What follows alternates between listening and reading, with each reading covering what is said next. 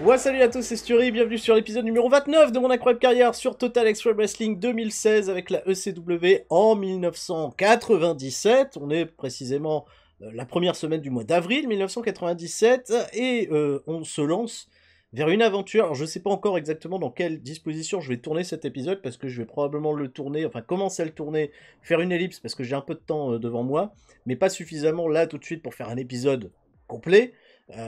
Pour vous, ça va rien changer parce que vous aurez le produit fini. Donc voilà, là je vous dévoile des coulisses hein, de ces sales catch. Mais là, ça me tarde de m'en tenir au plan qu'on s'était fixé, à savoir, bah allez, moi j'ai lu vos commentaires sur l'épisode numéro 28. Vous m'avez dit, bah Sturi, vas-y, joue-le.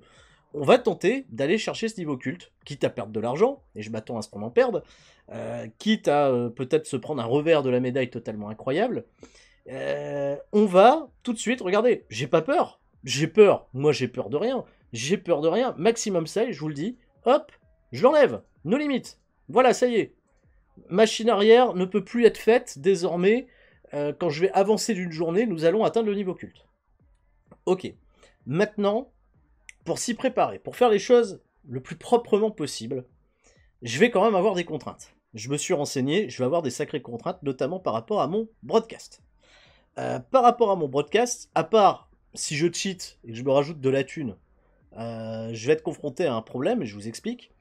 J'ai par exemple, bon, pour mes événements, mes gros événements, on est diffusé dans les Grands Lacs Mid-Atlantique, New England, Southeast, Tri-State, pas sur une formule de pay-per-view, mais sur un deal télé, en fait, qui diffuse mes gros événements, mais dans plein d'endroits super cool. Voilà, là c'est bien, ça c'est de bonne exposition.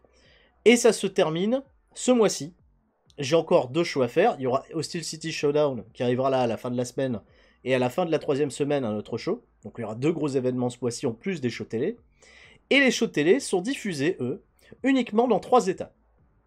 Sur HTS Sport, Mid-Atlantique en médium, grosse couverture, très bien. Alors Mid-Atlantique, c'est vrai que ça fait une super couverture. Hein. Que ça soit ici, là on est sur du small qui est très bien. Twisted Medium, ok. Là, Medium Mid-Atlantique, ok. Very Small dans la Tri-State pour la chaîne Sport Channel, et les îles britanniques, notamment l'Écosse, où je diffuse en Very Small. Bon, là-dessus, j'ai envie de dire, l'Écosse, là, ça me va. Ça va. En revanche, si je veux, mettons, supprimer ce deal, supprimer par exemple HTS Omnisport, si je veux leur dire, bah les mecs, il reste 4 mois, mais bah les couilles, je veux m'en aller. Si je fais cancel, ils me disent ok, mais paye avant ça 250 000 $. Je me suis cassé le cul à économiser énormément d'argent, que si là je pète le deal, 250 000 $ dans ma face. Ça pique les yeux. Ça pique énormément les yeux. Donc non, je le fais pas, bien sûr que non. Je le fais pas, je le fais absolument pas. Si, alors, je veux par exemple faire celui-ci, Twistate, là 3 mois, dans la Twistate, là chez Sport Channel. Si je veux négocier, l'arrêter, cancel deal. Eux, ils me demandent que 50 000 balles. 50 000 balles, bon. 50 000. Ok, bon, ça va, c'est pas non plus la mer à boire. Et pour le dernier, le Hardcore TV qui est diffusé dans les îles britanniques, eux, si je veux l'arrêter, ça me fait 50 000 balles également. C'est-à-dire qu'arrêter ces trois deals-là me reviendrait grosso modo à dépenser là tout de suite 350 000 $. Et moi, ce que j'aimerais, c'est mettre MSJ diffuseur pour les Hardcore TV. Ça, MSJ, Hardcore TV, ça m'intéresse bien plus. Alors, je sais pas si je peux négocier New Deal, par exemple, pour Hardcore TV. Par exemple, je sais pas, moi, 1 an. Parce que eux, je les trouve très intéressants. Eux, je pourrais potentiellement négocier pour les Hardcore TV. Mais ce qui m'intéresse plus, avec ce passage au niveau culte, c'est que je vais pouvoir, je vais chercher les broadcasters, je vais pouvoir aller négocier avec des services qui proposent du pay-per-view. Ce que je fais pas encore à l'heure actuelle, je fais pas de pay-per-view. Et par expérience, on fait beaucoup plus d'argent sur du pay-per-view, pour gagner aussi en notoriété, etc. C'est un peu le béaba. Et là, pour le moment, dans ma situation, j'ai Request TV qui accepte de me couvrir en pay-per-view. Alors, ils acceptent avec les conditions suivantes, c'est-à-dire que je pourrais diffuser dans les Grands Lacs en small, Mid-Atlantic small, voilà, là, il n'y a rien de médium, mais je couvre tous les États-Unis. Je couvre tous les États-Unis. Et là, ça m'intéresse. Parce que pour l'instant, ma couverture, Elle se fait par la fréquentation de mes shows en direct. Par exemple, j'ai rien qui diffuse dans le South East. Là, j'ai le South East, j'ai le South West. J'ai tout. J'ai vraiment de la popularité comme ça qui peut se couvrir un petit peu partout. Et ça peut être très intéressant pour du pay-per-view. Maintenant, toujours pareil, on va prendre le filtre de quelle chaîne de télé pour être susceptible de diffuser mon Hardcore TV. Et j'ai des nouvelles chaînes. J'ai des nouvelles chaînes qui apparaissent. J'ai America One, qui diffuse aucun programme catchesque, mais c'est du very small un peu partout. Ce qui est peut-être pas le plus intéressant. Twisted, donc juste Twisted, ça m'intéresse pas. Home Team Sport, c'est juste Mid-Atlantic, ça m'intéresse pas. Ça m'intéresse pas non plus. Musu TV Sport, Risk Level High, mais c'est du teeny partout. C'est pas ce qui m'intéresse. M'intéresse pas. MSJ m'intéresse énormément. Pour de la télé. Pour plus faire les événements, mais la télé, à partir du mois prochain, oui. Sport Channel Chicago, pas trop. Ça non plus. Sport Channel Twisted, pas trop. Ça, je peux garder. C'est pas gênant. Telemundo, alors attention. Parce que là, voilà, c'est... Celui-ci est pas trop mal, mais le risque level est médium. Par contre, Telemundo, qui a un risque level élevé, donc je peux faire des matchs assez olé olé. Alors eux, je les trouve très intéressants. Je les trouve très intéressants, et c'est pour ça que j'hésite avec MSJ. Telemundo, je peux avoir du Tiny dans les Grands Lacs, ok, bon ça c'est pas terrible. Mid-Atlantic Tiny, c'est tout petit. Mid-South en revanche, je passe à Medium. Et ça c'est pas mal. Tiny New England, Nord-Ouest, etc. Twisted, Very Small pour voilà, South East, South West. Et Puerto Rico, Very Big. C'est-à-dire que c'est une chaîne qui diffuse essentiellement en Puerto Rico, là où je suis pas du tout hype. Puerto Rico.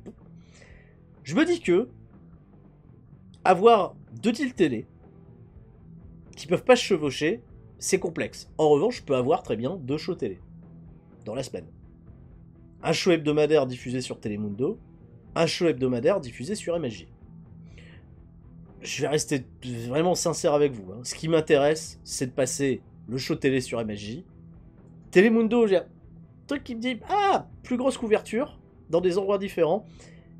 MSJ, pour juste mon show télé, sachant que mes pay-per-view vont être couverts sur tous les États-Unis, ça reste que pas mal. Alors, ce qui est dommage, c'est que, ouais, est-ce que je vais pouvoir en débloquer plus par la suite, si je gagne en popularité?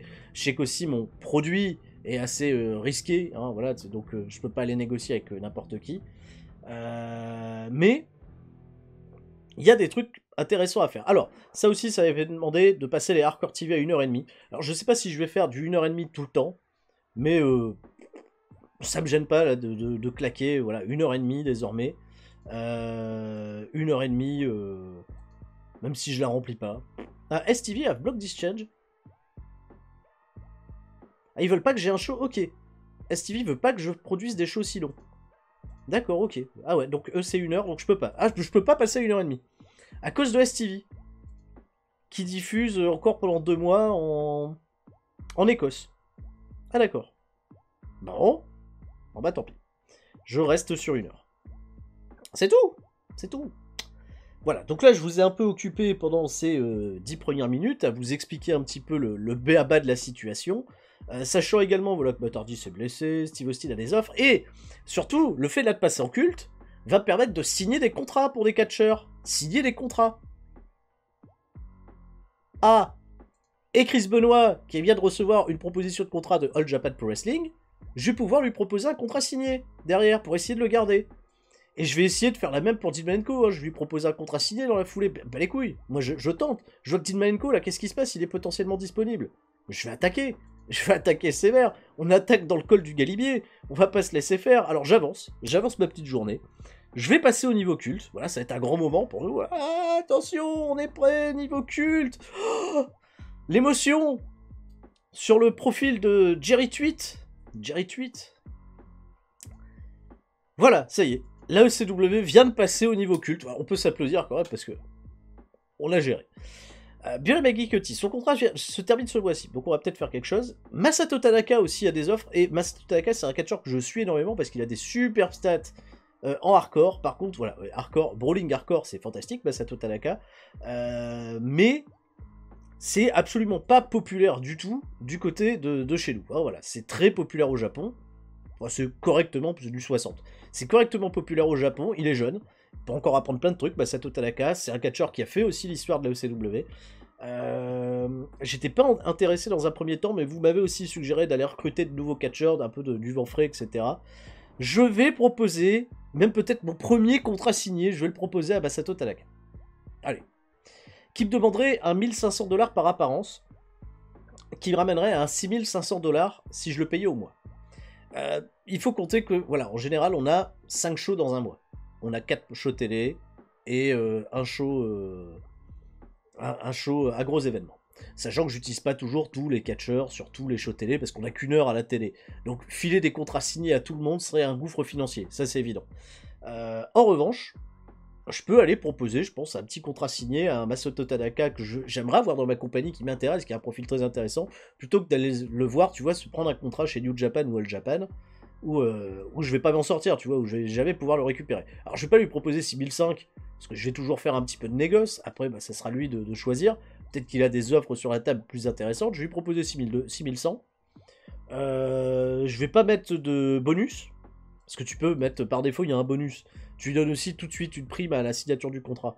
Moi, ça m'intéresse pas. Je lui mets 2 ans, je le tente comme ça. Je vais faire make new offer. Bon, il me demande 6170. Allez. Ok. Je vais mettre un contrat sur la table. Et je verrai. Si ça se trouve, je vais avoir une bonne réponse, une bonne nouvelle pour Masato Tanaka. Ce que je vais aller faire, tout de suite, c'est proposer un deal similaire à quelques catcheurs qui sont chez moi que j'ai peur de me faire piquer. Chris Benoit. Premier nom qui me vient en tête. Chris Benoit, là c'est chaud. Il vient d'avoir des offres sur la table plutôt très satisfaisantes de la part de All Japan, de New Japan.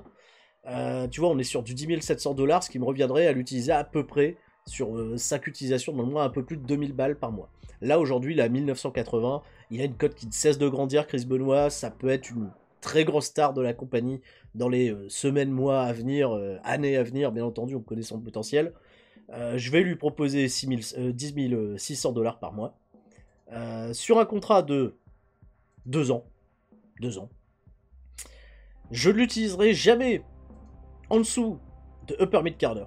Parce que voilà, je compte sur lui. Je vais pas lui filer de bonus, par contre, voilà, bah les couilles. Et je vais regarder si le deal l'intéresse. Et je le verrai de toute façon le lendemain. Je vais voir s'ils ont eu des informations, enfin des propositions de contrat plus intéressantes. Je vais probablement le voir assez rapidement. Donc voilà, je balance des gros contrats comme ça à Chris Benoit. Je fais peut-être des conneries, peut-être que vous allez me dire, Sturi, fais surtout pas ça, propose pas des deals signés tout de suite à des mecs. Si on perd, si on se rate, on se rate. On se rate, c'est pas grave. Voilà, parce qu'on sait qu'on va passer après sur TW 2020. Donc là-dessus, j'ai envie de prendre ces risques. J'ai envie de me dire, si on le fait pas, on vivra pas.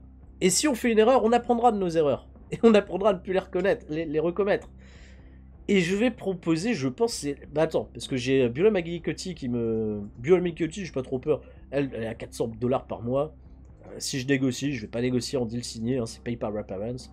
Elle demande du... Ouais, ça va être du 500 $, viteuf. Avec une downside à 400. Un trajet non couvert, mais là sur un an, ça change absolument rien. Elle veut 530, on va lui donner 530. Je vais la laisser à l'apparence. S'il faut, je viendrai plus tard sur Beulah McGillicuddy pour lui filer autre chose. Bref, une autre personne à qui j'ai envie de proposer tout de suite ce genre de deal, c'est bien entendu Rocky Maivia. Ce Rock, si je peux lui proposer un deal mensuel, je vais y aller. 5200 $ par mois. On va peut-être réussir à lui proposer 5000. Voilà. Avec un contrat de 2 ans. Ah, si je peux me garantir de l'avoir dans la compagnie encore pendant 2 ans, ça va. Je lui propose pas de prime supplémentaire. Les trajets non couverts comme d'habitude. Et le push. Là, actuellement, il est quart d'heure et je pense qu'on l'utilisera pas en dessous, quoi qu'il en soit. Donc, je vais lui mettre là, voilà, jamais en dessous de lower mid quart d'heure. Ça aidera. Et je propose officiellement le contrat à Rocky. Voilà, j'ai proposé 3 contrats. J'en proposerai peut-être d'autres par la suite. Je verrai. J'en ai proposé 3. Je vais aller voir Malenko. Je vais aller voir Dean Malenko. Parce que je lui ai proposé une entente verbale à Dean Malenko. Je m'attends pas à des merveilles, hein, parce que je pense qu'on va lui proposer des trucs plus intéressants. Je pensais qu'il avait été signé, moi, par WCW. Voilà, il a eu un deal exclusif. C'est très étonnant, ça. Ils sont tous contents hein, de revoir Malenko. Ouh là là, mais oui, prends-le, prends Malenko. Qui me demande 14 000 $ par mois, en revanche. Oh Ah, il me demande beaucoup d'argent, Malenko. Hein. C'est bien plus que Chris Benoit. Hein. Bien plus que Chris Benoit, qui a très bonne popularité, Dean Malenko, ça c'est évident. 36 ans, alors... Sarkality, il n'y a que 61, c'est pas non plus pour faire des grosses merveilles. En revanche, on avait quand même, avec Malenko, un catcheur qui était béton sur plein d'endroits. Il pourrait faire un heal vraiment très intéressant au haut de la carte. Ou en tout cas, tu vois, pour garantir des matchs de bonne qualité. C'est mon catcheur préféré, j'ai envie de dire. Donc, Dean Malenko, même si j'ai l'envie de mettre un petit peu plus d'argent, je vais mettre plus d'argent. Je vais vais lui proposer 13 000 $. 13 000 $ pour Dean Malenko. Parce que j'ai envie de bâtir quelque chose. J'ai envie de bâtir un avenir avec le Dean. Et je vais lui dire, je ne t'utiliserai jamais en dessous de mid-carder. Je pense que l'avoir dans la compagnie, ça peut être un plus non négociable. Je vais mettre qu'un an. Peut-être qu'un an, ça passera. Il veut 13 310. Peut-être qu'un an, ça passera mieux. Et on verra ce qui me sera proposé derrière. Je fais peut-être des conneries, je sais. Mais ça y est, c'est le niveau culte. Je peux approcher Vader, je peux proposer un deal à Vader. Je sais pas si c'est... Je sais pas si proposer... Là, maintenant, non. Parce que là, je vais être un peu quand même en mode frileux. Parce qu'on va perdre de l'argent, quoi qu'il en soit. On va en perdre. Hein. On va perdre, gaver de la thune. Donc, attention. Rival bid update. All Japan, apparemment, a proposé plus. Ils ont proposé plus aussi à Malenko et à Benoît. Et New Japan a proposé plus à Tanaka. Ils ont proposé plus partout, ces bâtards.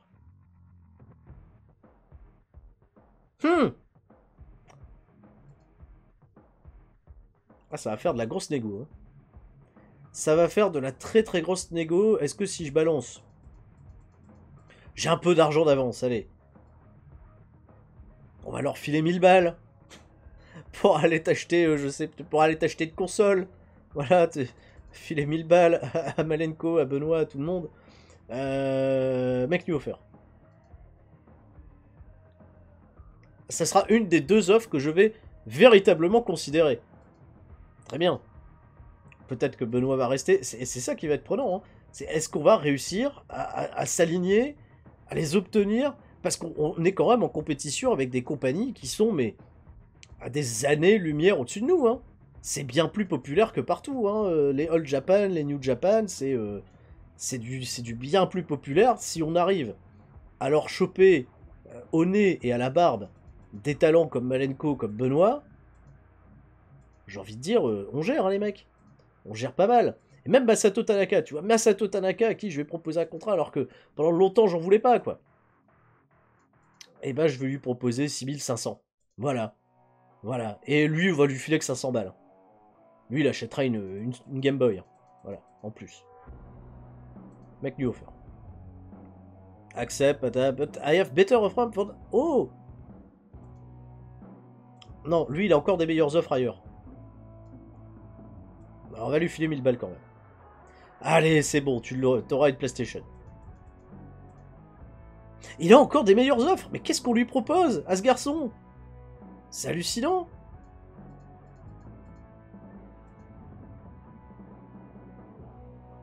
Il a des meilleures offres. Filez 7000 balles. 7000 balles. Il me dit qu'il a encore des meilleurs. C'est pas possible ça. Qu'est-ce qu'on peut lui faire de plus à ce garçon? On va pas lui filer quand même un... C'est quoi Toggle Smart Offer? Ah oui, non, oui, ok. C'est pour régler de plus loin, de plus près. Ok. Ah Non, donc clause de compétition, push... Bah, dire jamais en dessous de lower mid-carder, c'est très con parce qu'il arrive, il a aucune popularité le gars. Non, j'ai envie de t'utiliser comme un blue chip prospect. Est-ce que ça peut aider? Non, il me dit j'ai quand même des meilleures offres ailleurs. Hein. Bon, vous savez quoi? Je fais la proposition comme ça à 7000.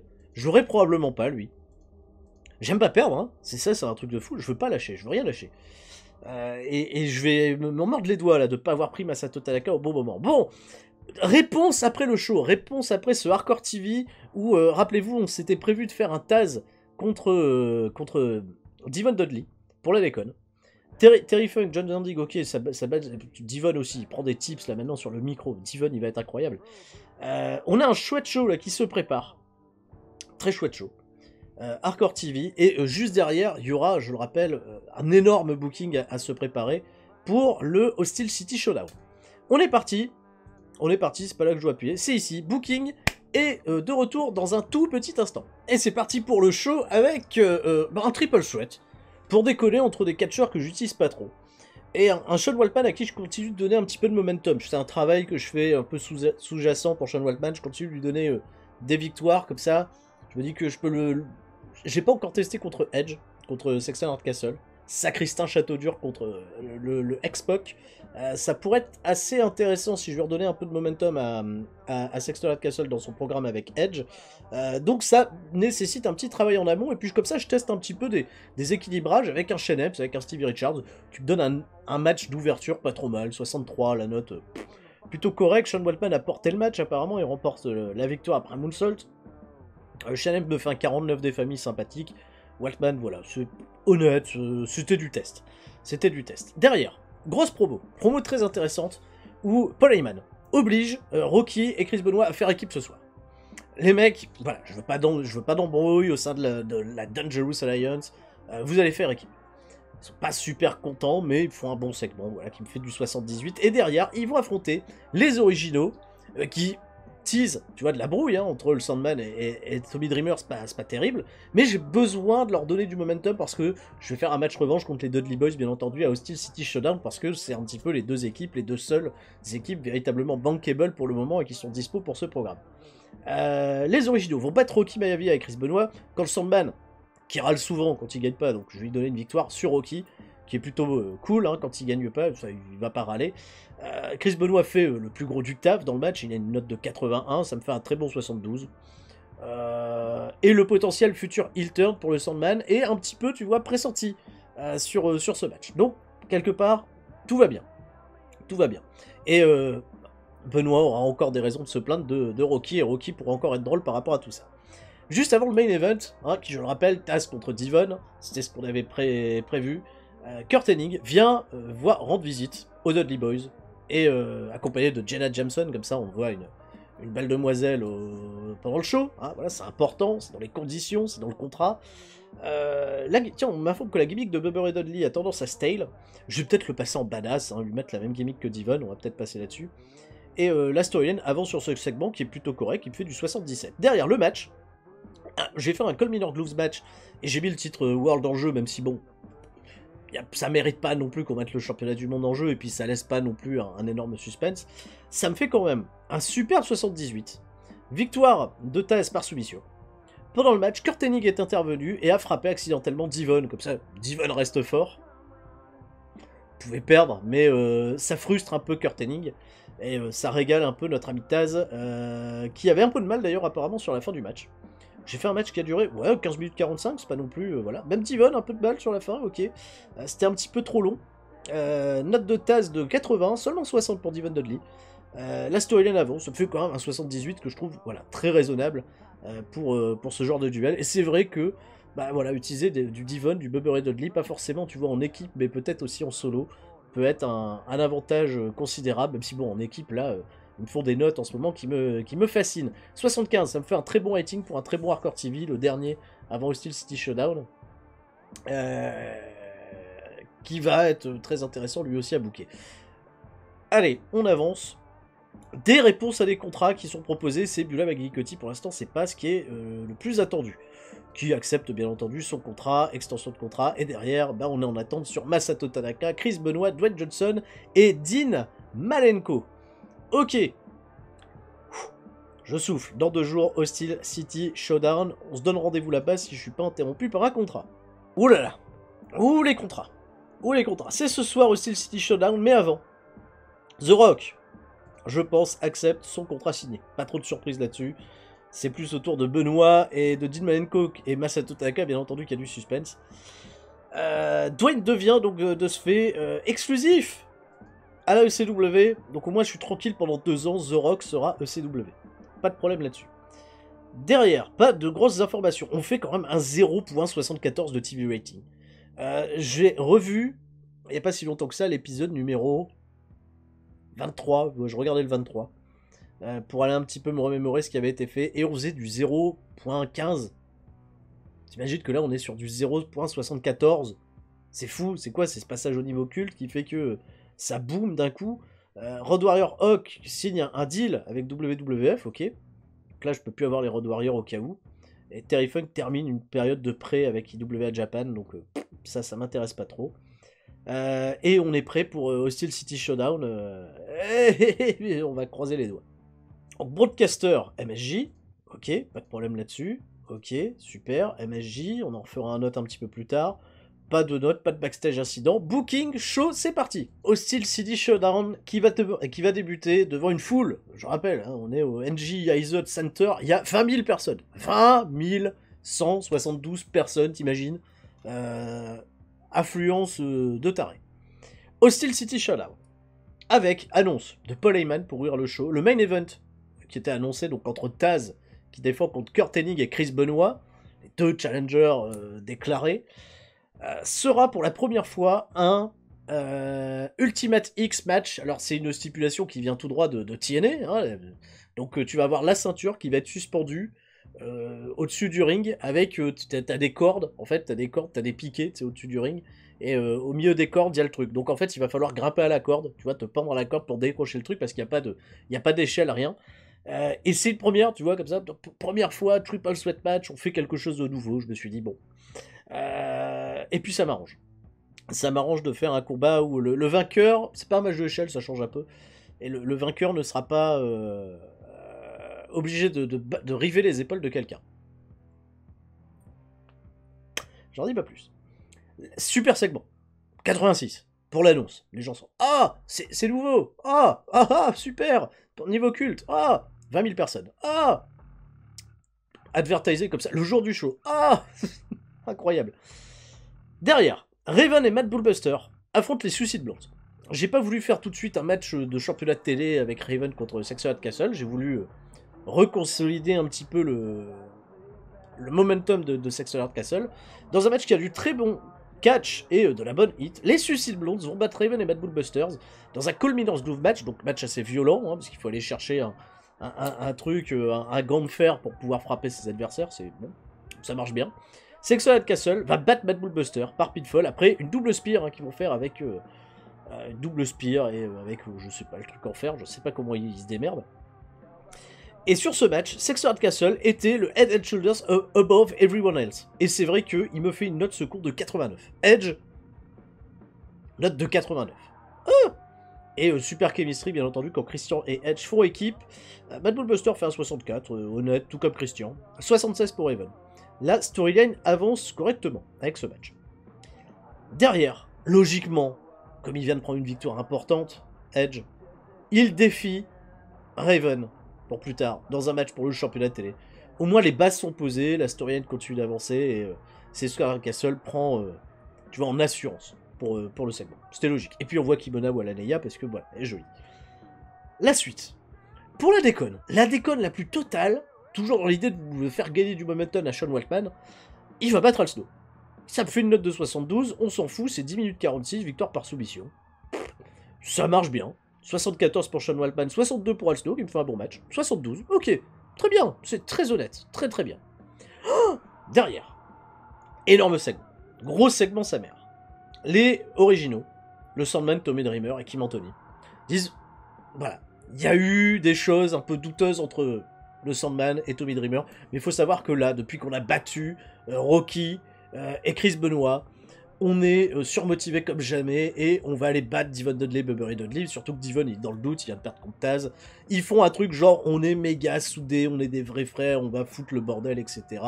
Et Kim Anthony elle est là, elle est contente, les deux hommes sont bien, il y a la grosse union, tout ça, 88. Parce que c'est une grosse promo en même temps, les mecs balancent des trucs.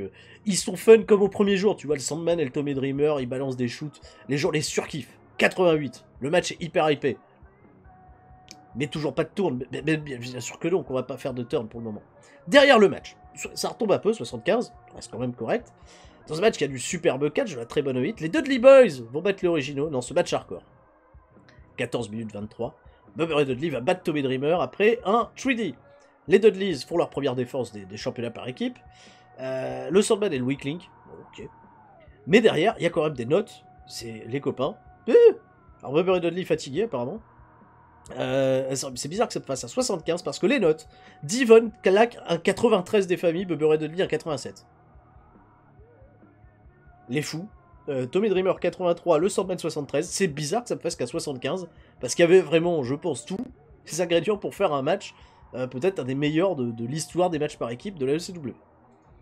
Derrière, après cette défaite, Tommy Dreamer dégoûté quitte l'arène, enfin quitte la rampe, tu vois, il remonte la rampe, les mains sur les hanches, etc. Avec le Sandman, ça se parle pas bien. Et le Sandman va l'attaquer. Ça y est, on fait le turn. Mais bien sûr. Et c'est un succès complet. Il turn du Sandman qui attaque Tommy Dreamer. Et comme vous l'avez vu, il y a une storyline qui commence à cet endroit précis entre le Sandman et Tommy Dreamer. C'est évident. J'ai occupé Dreamer. On va le réoccuper avec le Sandman. Tommy Dreamer, c'est un peu notre big dog. Hein. On sait que il va être prévu pour les gros événements, pour les gros trucs. Tommy Dreamer va revenir dans le main event plus fort que jamais. Donc là, on l'a occupé avec un programme avec le Sandman. Et puis là, c'est parti. Ils ont pris les championnats par équipe. Là, on va refaire une guerre. On est bien. 77, très honnête. Terry Funk contre Chris Justice pour la grosse déconne. Mais alors là, encore, tout à l'heure, on déconnait avec X-Pac contre Al Snow. Et ben là, on déconne grave. Terry Funk contre Abyss. Comme ça, voilà, 8 minutes, victoire de Terry Funk, on prend un peu de momentum, tout va bien, Chris Justice, la gimmick style un peu, donc c'est comme pour Bubba Ray Dudley, il va falloir que je travaille ça. Terry Funk fait une bonne note de 82, ça c'est des trucs, Terry Funk il aime bien, même moi avec un jeune un peu moins bon, je le bats, et puis ça fait 72 et c'est bien, ça passe le temps, ok. Derrière, là je veux calmer les gens. C'est vrai que ce match-là aurait pu servir à calmer les gens, mais je dois combler le pay-per-view, et je veux calmer les gens parce que derrière il y a le gros main event, puis on vient quand même de vivre des trucs assez chargés en émotions. Donc là, voir un 55, bon, je m'en fous un peu. Victoire de Unfortune sur Shannon Moore et Shane Helms. On s'en fout, voilà, dans un match décent, lui qui est appelé décent. Shane Helms off his game, Perry Saturn off his game, alors que putain, Shane Helms t'es tout jeune, merde, fais quelque chose quoi. Ça calme un peu les gens, voilà, pas pire, pas mieux. Derrière, grosse promo. Grosse promo parce que Benoît là se dirige pour sa deuxième chance consécutive au championnat de la ECW contre Taz. Il y aura Kurt Hennig bien entendu et il y a Rocky. Ils ont perdu la dernière fois et Rocky vient s'excuser. Il dit écoute mec, je m'excuse. T'es le meilleur, c'est ton moment. Hein, voilà, t'as prouvé, etc. T'es un mec important. Tu vas au Japon. Voilà, t'es un peu fou. T'es demandé de partout. T'es peut-être bientôt plus sous contrat avec nous aussi, tu vois. Il lui dit parce que comme ça, Rocky, il lui dit mec. Si t'as besoin de quoi que ce soit, si t'as besoin de moi pendant le match, je serai là. Et Benoît, il lui dit gentiment, non mais reste tranquille, je veux gagner et être fier de ce que j'ai accompli. Ok, ok. Donc Benoît, Rocky, ça s'arrête. 82, gros segment. Et on est parti. Ultimate X match, le Triple Sweat match. Et qui me fait une note de 84. 84, gros main event. Ça marche bien dans un match décrit comme exceptionnel. Melzer met des étoiles, on est très bien. Kurt Hennig va battre Taz et Chris Benoit dans ce Ultimate X match en 18 minutes 52. Quand Kurt Hennig va récupérer la ceinture et devenir le nouveau champion de la ECW. Mais qu'est-ce qui s'est passé? Pendant le match, Rocky a accidentellement attaqué Chris Benoit. Il a pas fait exprès. Ah, c'était, franchement, c'était pas voulu. Il l'a attaqué sans faire exprès. Il voulait attaquer Taz. Et Becky profite, à qui profite le crime? À Kurt Hennig, qui remporte son premier championnat mondial de la SEW. Tu te rends compte? Taz s'est pas fait battre. Benoît et Rocky, je peux pas commencer un programme, je peux même pas anticiper de faire un heel turn, un face turn, je sais pas si je vais garder Benoît. Mais quand même, 84 ce match. Taz qui me fait une note de 84, Kurt Hennig à 78, Benoît un super 83. Et la storyline va continuer bien entendu entre Taz et Hennig. Et Benoît Rocky, qu'est-ce qui se passe? 84. Superbe show. Voilà. Qui me fait une note générale de 82. On est sur quelque chose de bien, de très qualitatif, globalement. Très bien, un très bon booking. Pour un show, un pay-per-view de 2 heures, tu vois, c'est vrai que j'étais sur du 2h30, je vais peut-être tout remettre à 2 heures, parce que finalement, on book quand même bien les choses sur 2 heures, hein. C'est pas mal, hein. C'est pas mal, hein. On travaille avec un plus petit roster, on a du temps à donner à tout le monde. Ce Terminator, c'est Bubba Dudley qui va aller travailler un petit peu chez JPW, mais vas-y. Et un TV Ratings de 95 pour cet événement. C'est génial, tout va bien. Voilà, et je sais toujours pas si les mecs ont signé, là, on veut savoir, je veux savoir. Voilà, avant de faire ma trêve, de faire ma grosse ellipse, je veux savoir, je veux pas partir sans savoir. Et vous non plus, vous voulez pas partir sans savoir pendant qu'on regarde le beau profil de Tarek the Great. Ah, ça y est. Soufflons les amis, qu'est-ce qui se passe? Chris Benoit est signé. Chris Benoit va rester officiellement du côté de la ECW. Je suis ravi. Oh, je suis ravi d'avoir conservé Chris Benoit au nez et à la barbe de grosses promotions comme All Japan Pro Wrestling. En revanche, Dean Malenko signe un deal exclusif avec All Japan Pro Wrestling. Je n'aurais pas Dean Malenko, ça aurait été quand même un gros contrat. Et c'est la même pour Masato Tanaka qui s'engage sur un deal exclusif avec New Japan Pro Wrestling. Donc je loupe Malenko et Tanaka. Bon, c'est tout. J'ai gardé Chris Benoit. Et le Sandman va travailler aussi chez Jersey All Pro. Qu'est-ce qui se passe? Alors JAPW, si je dis pas de bêtises, hein, c'est l'ancêtre. Cette compagnie, c'est l'ancêtre de Game Changer Wrestling, hein, que vous connaissez aujourd'hui. C'est la Jersey Hall, c'est ça?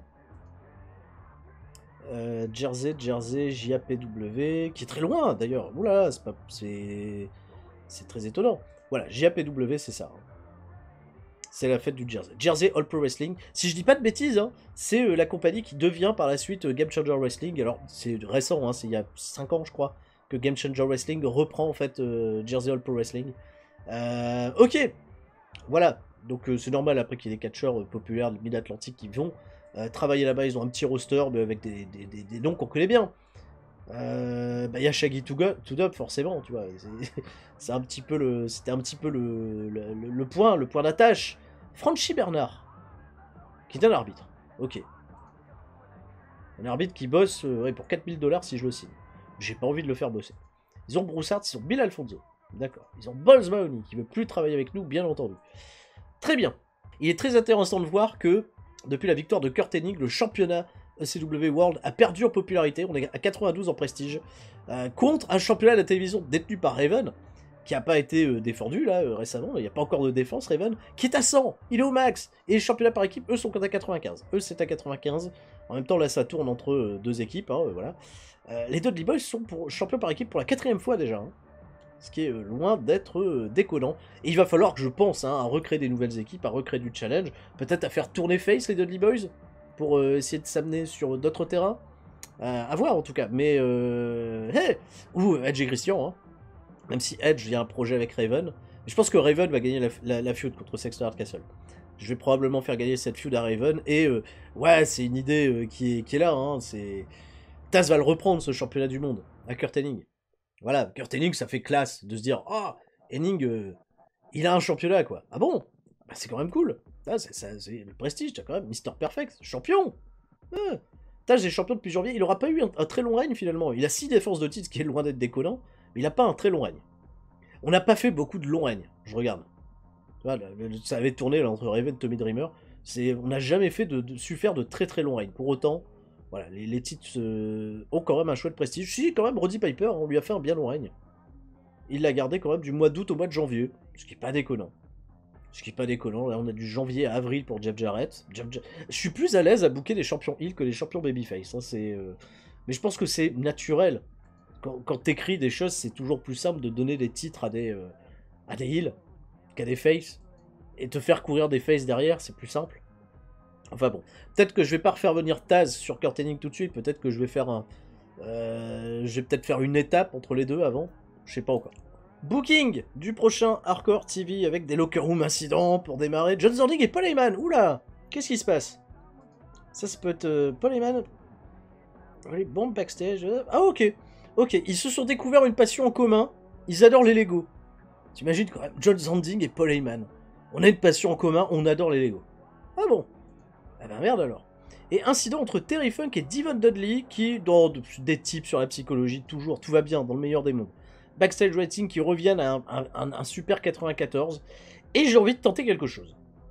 J'ai envie de tenter quelque chose, c'est très risqué ce que je m'apprête à faire, mais j'ai envie d'aller faire un show dans le Midwest, où j'ai pas de popularité particulière. Le Midwest, on est des no-name. Midwest 11, rien. J'ai envie d'y aller, pourquoi? Parce que Kurt Hennig, c'est l'endroit où il est le plus populaire.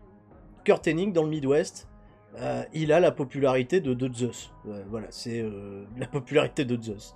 Je sais pas pourquoi je dis ça. Kurt Hennig, Midwest, c'est du gros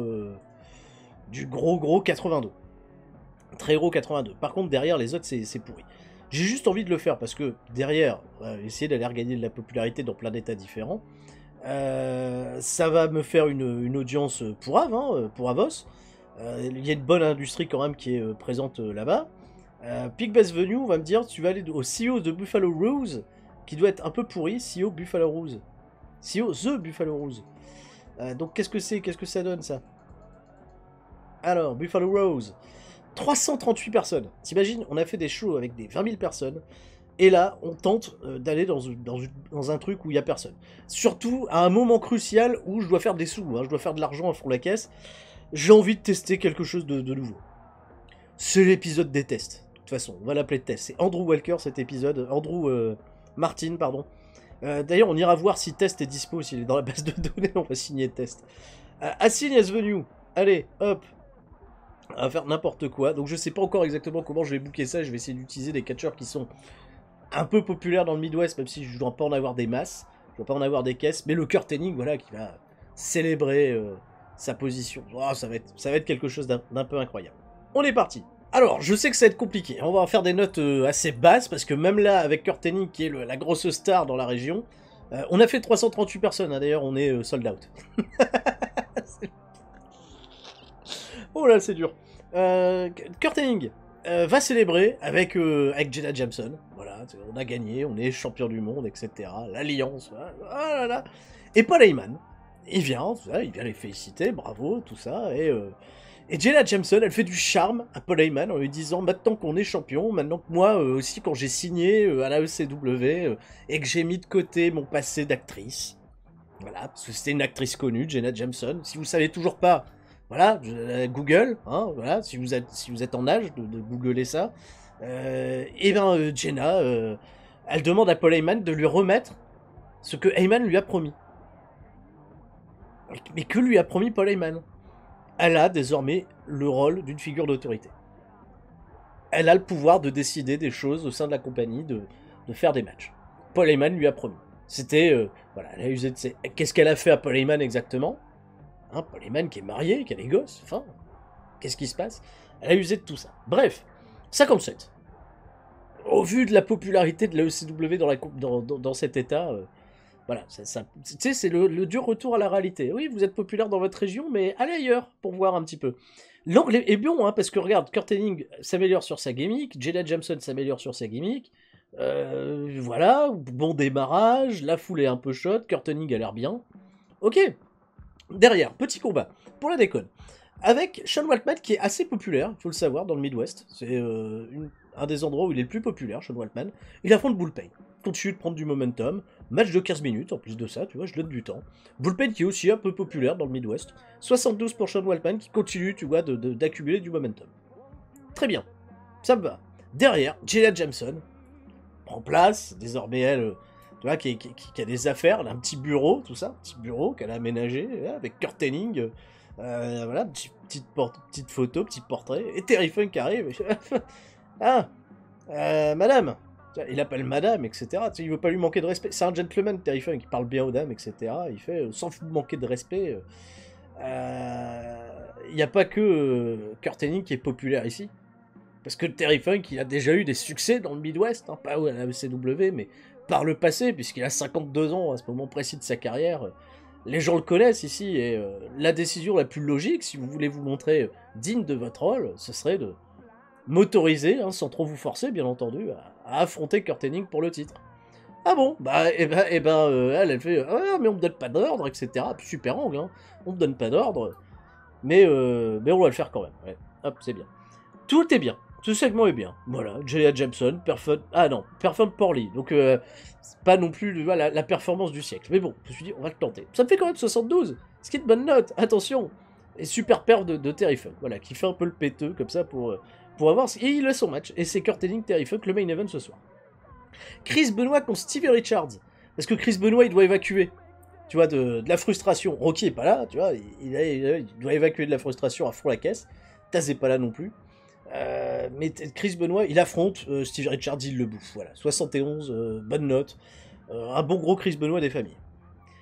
Derrière, alors c'était un peu risqué de le faire ici parce que c'est pas les mecs les plus populaires dans cet état, ils doivent avoir des notes comme 48 ou 49, tu vois, de popularité dans le Midwest.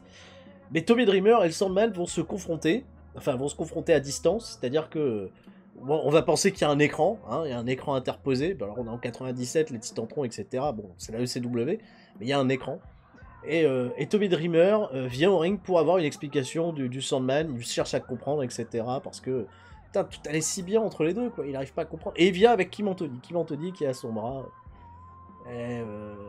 Kim qui essaye de lui parler, mais il lui dit non, je m'en occupe, je peux parler, je peux. Et le Sandman qui fait ah bon, ouais, qui apparaît sur l'écran interposé, qui parle mal, tu vois, sur Tommy Dreamer, il le rabaisse 6 pieds sous terre. Et puis finalement, ça fait qu'un 66, donc c'est pas non plus la folie.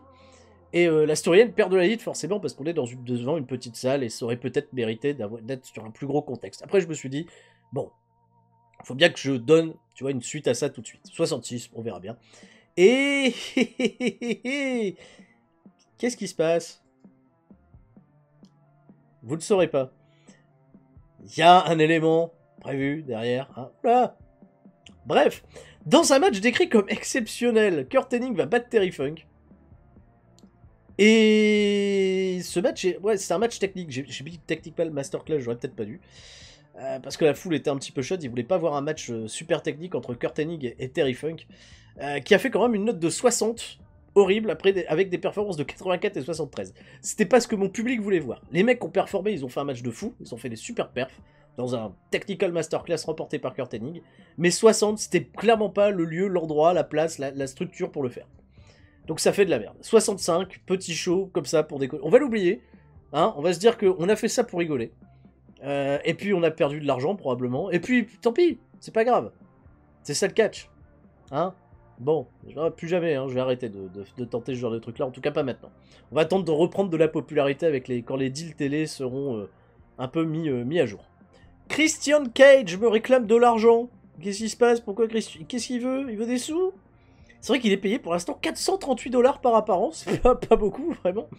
Et il me dit c'est moins que les 780 que j'ai d'habitude. Donc je demande une augmentation de 342$. On va lui donner 75%. Je vais pas aller sur les 100%. Et apparemment il râle pas. Donc c'est quand même pas mal. C'est vrai qu'il est un peu sous-payé, Christian Cage. Il a pas une grosse paye. Le Sandman qui apparaît chez JAPW, je m'en fous. Ça me va. Faites ce que vous voulez, les mecs. Il y a eu des shows à côté. Alors il n'y a pas de truc très intéressant pour le moment. J'ai pas regardé un petit peu les états des derniers pay-per-view. Il y a eu WrestleMania. Je sais pas si à ce moment-là de la partie à WrestleMania déjà. J'irai voir, j'irai regarder. Alors ça y est, tous les Road Warriors sont du côté de WWF. Hein. Ils ont quitté OVW et WCW d'ailleurs. Les Road Warriors WWF à fond la caisse. Hardcore TV, rating de 0.74. Pas mal, pas trop mal. Ouais, donc WrestleMania c'était au mois de mars. C'est vrai que j'ai pas été voir les résultats de WrestleMania. Et Jeff Jarrett a battu le British Bulldog pour devenir le nouveau champion du monde de la WWF. Donc, moi, voilà, ça peut toujours vous intéresser. C'est vrai que je m'y suis pas trop. Ils ont fait leur show à Hawaï. Hawaï. WrestleMania à Hawaï. En 97. Pour WrestleMania 13. Hawaï. Jeff Jarrett bat le British Bulldog pour devenir champion du monde. Eh ben, dis donc. King Mabel bat l'Undertaker. Ils ont pas appris des erreurs de 95. C'est incroyable. King Kong Bundy, Wallon Mercy pour conserver le championnat européen. C'est pas banal non plus. Qu'est-ce qu'il y a eu d'autre? Il y a eu Candy Devine qui bat Norio Tateno pour retenir le championnat féminin. Aucune idée. Savio Vega bat Doink the Clown pour garder le championnat intercontinental. Ah bon. Bah merde alors. Mais ils sont où les Shawn Michaels? Les Shawn Michaels et les Yokozuna? Ouah, c'est pas terrible, hein, WrestleMania, sans déconner. Ahmed Johnson, bah, Big Matty Smails. Rad Radford, bah, Aldo Montoya. Mais quel WrestleMania horrible. Ça, c'est WrestleMania. Ah merde alors. Mais y a pas Bret Hart. Y a pas Shawn Michaels, y a pas Bret Hart. Qu'est-ce que c'est Qu'est-ce que c'est Mais rendez-nous l'argent. Enfin, les mecs, ils ont des shorts Michaels et qu'on sort. Et c'est ça qu'on fait. Ils ont Owen Hart. Push Main Eventer. Ils ont Owen Hart. Mais oui, ils sont rated D. Mais qu'est-ce que c'est que cette affaire? Qu'est-ce que c'est que cette contratype? Brighton. Enfin non, qui peut négocier? On peut savoir qui peut négocier chez eux? On va vous sortir de là, les mecs. Oh la vache. Je sais pas si on peut... On peut pas aller négocier. De toute façon, j'en ai shortlisté plein. Hein. Donc dès lors qu'on aura la possibilité de négocier avec des superstars WWE, on pourra... Voilà, si je veux, je shortlist tout le monde. Voilà. Je shortlist tout le WWF. Et je vais faire la même chose avec WCW. Moi, je vais shortlister tout le monde. Maintenant qu'on peut proposer des deals comme ça, je vais essayer de shortlister la terre entière. Tous ceux qui sont en contrat signé, voilà. Là, je shortlist tout le monde. Voilà. Grosse shortlist. Oh, c'est plus une shortlist, hein. C'est une big list, hein, désormais. Je shortliste tout. Très bien. J'ai fait de la renégociation de contrat avec Edge. Je lui ai proposé un contrat signé parce qu'il demandait une augmentation sur son salaire. Je me suis dit, Edge, au vu de ce qu'il est capable de faire en ce moment, c'est peut-être pas déconnant de lui proposer. En fait, je suis vraiment en train de faire peut-être un peu le con avec la thune. Bon, mais j'ai envie de tester. Ah, c'est le niveau culte, tu vois, je suis un peu excité. Et je pense qu'à la fin de l'épisode, qui sera encore un peu long, hein, bien entendu, on fera moins les marioles quand on verra le bilan économique. Par exemple, on sait que Bunkhouse Buck a quitté WCW, ça ne m'intéresse absolument pas. Alors non, travailler avec les... Comment ils s'appellent les Bushwhackers, ça, non. Alors là, non. Non, de toute façon, non. Ça va péter mes honor goals, donc absolument pas, ça ne m'intéresse pas. Je sais même pas, Bunkhouse Buck, c'est même pas... C'est les Bushwhackers, non, attends. Les Golden. Attends, Robert Fur, Billy Golden. Comment ça marche? Personnel. Considéré to be humble avec Terry Funk. Non, Bunkhouse Buck, ça n'a rien à voir. C'est pas un Bushwhackers, du tout. Non, rien à voir. C'est pas... Non. Bah alors, rien... Non. Que dalle. On s'en fout. On prend pas... Non, bah vous pouvez partir. Lui, je peux me l'enlever, peut-être même de la shortlist, on s'en fout. Très bien. Aucune information. On va aller dans la Twist State. Hein. Voilà, on va pas faire les cons jusqu'au bout. Pick Best Venue, très bien. City, Harry, Gampel, Pavillon. Impeccable. Je book et on revient. Le show va débuter.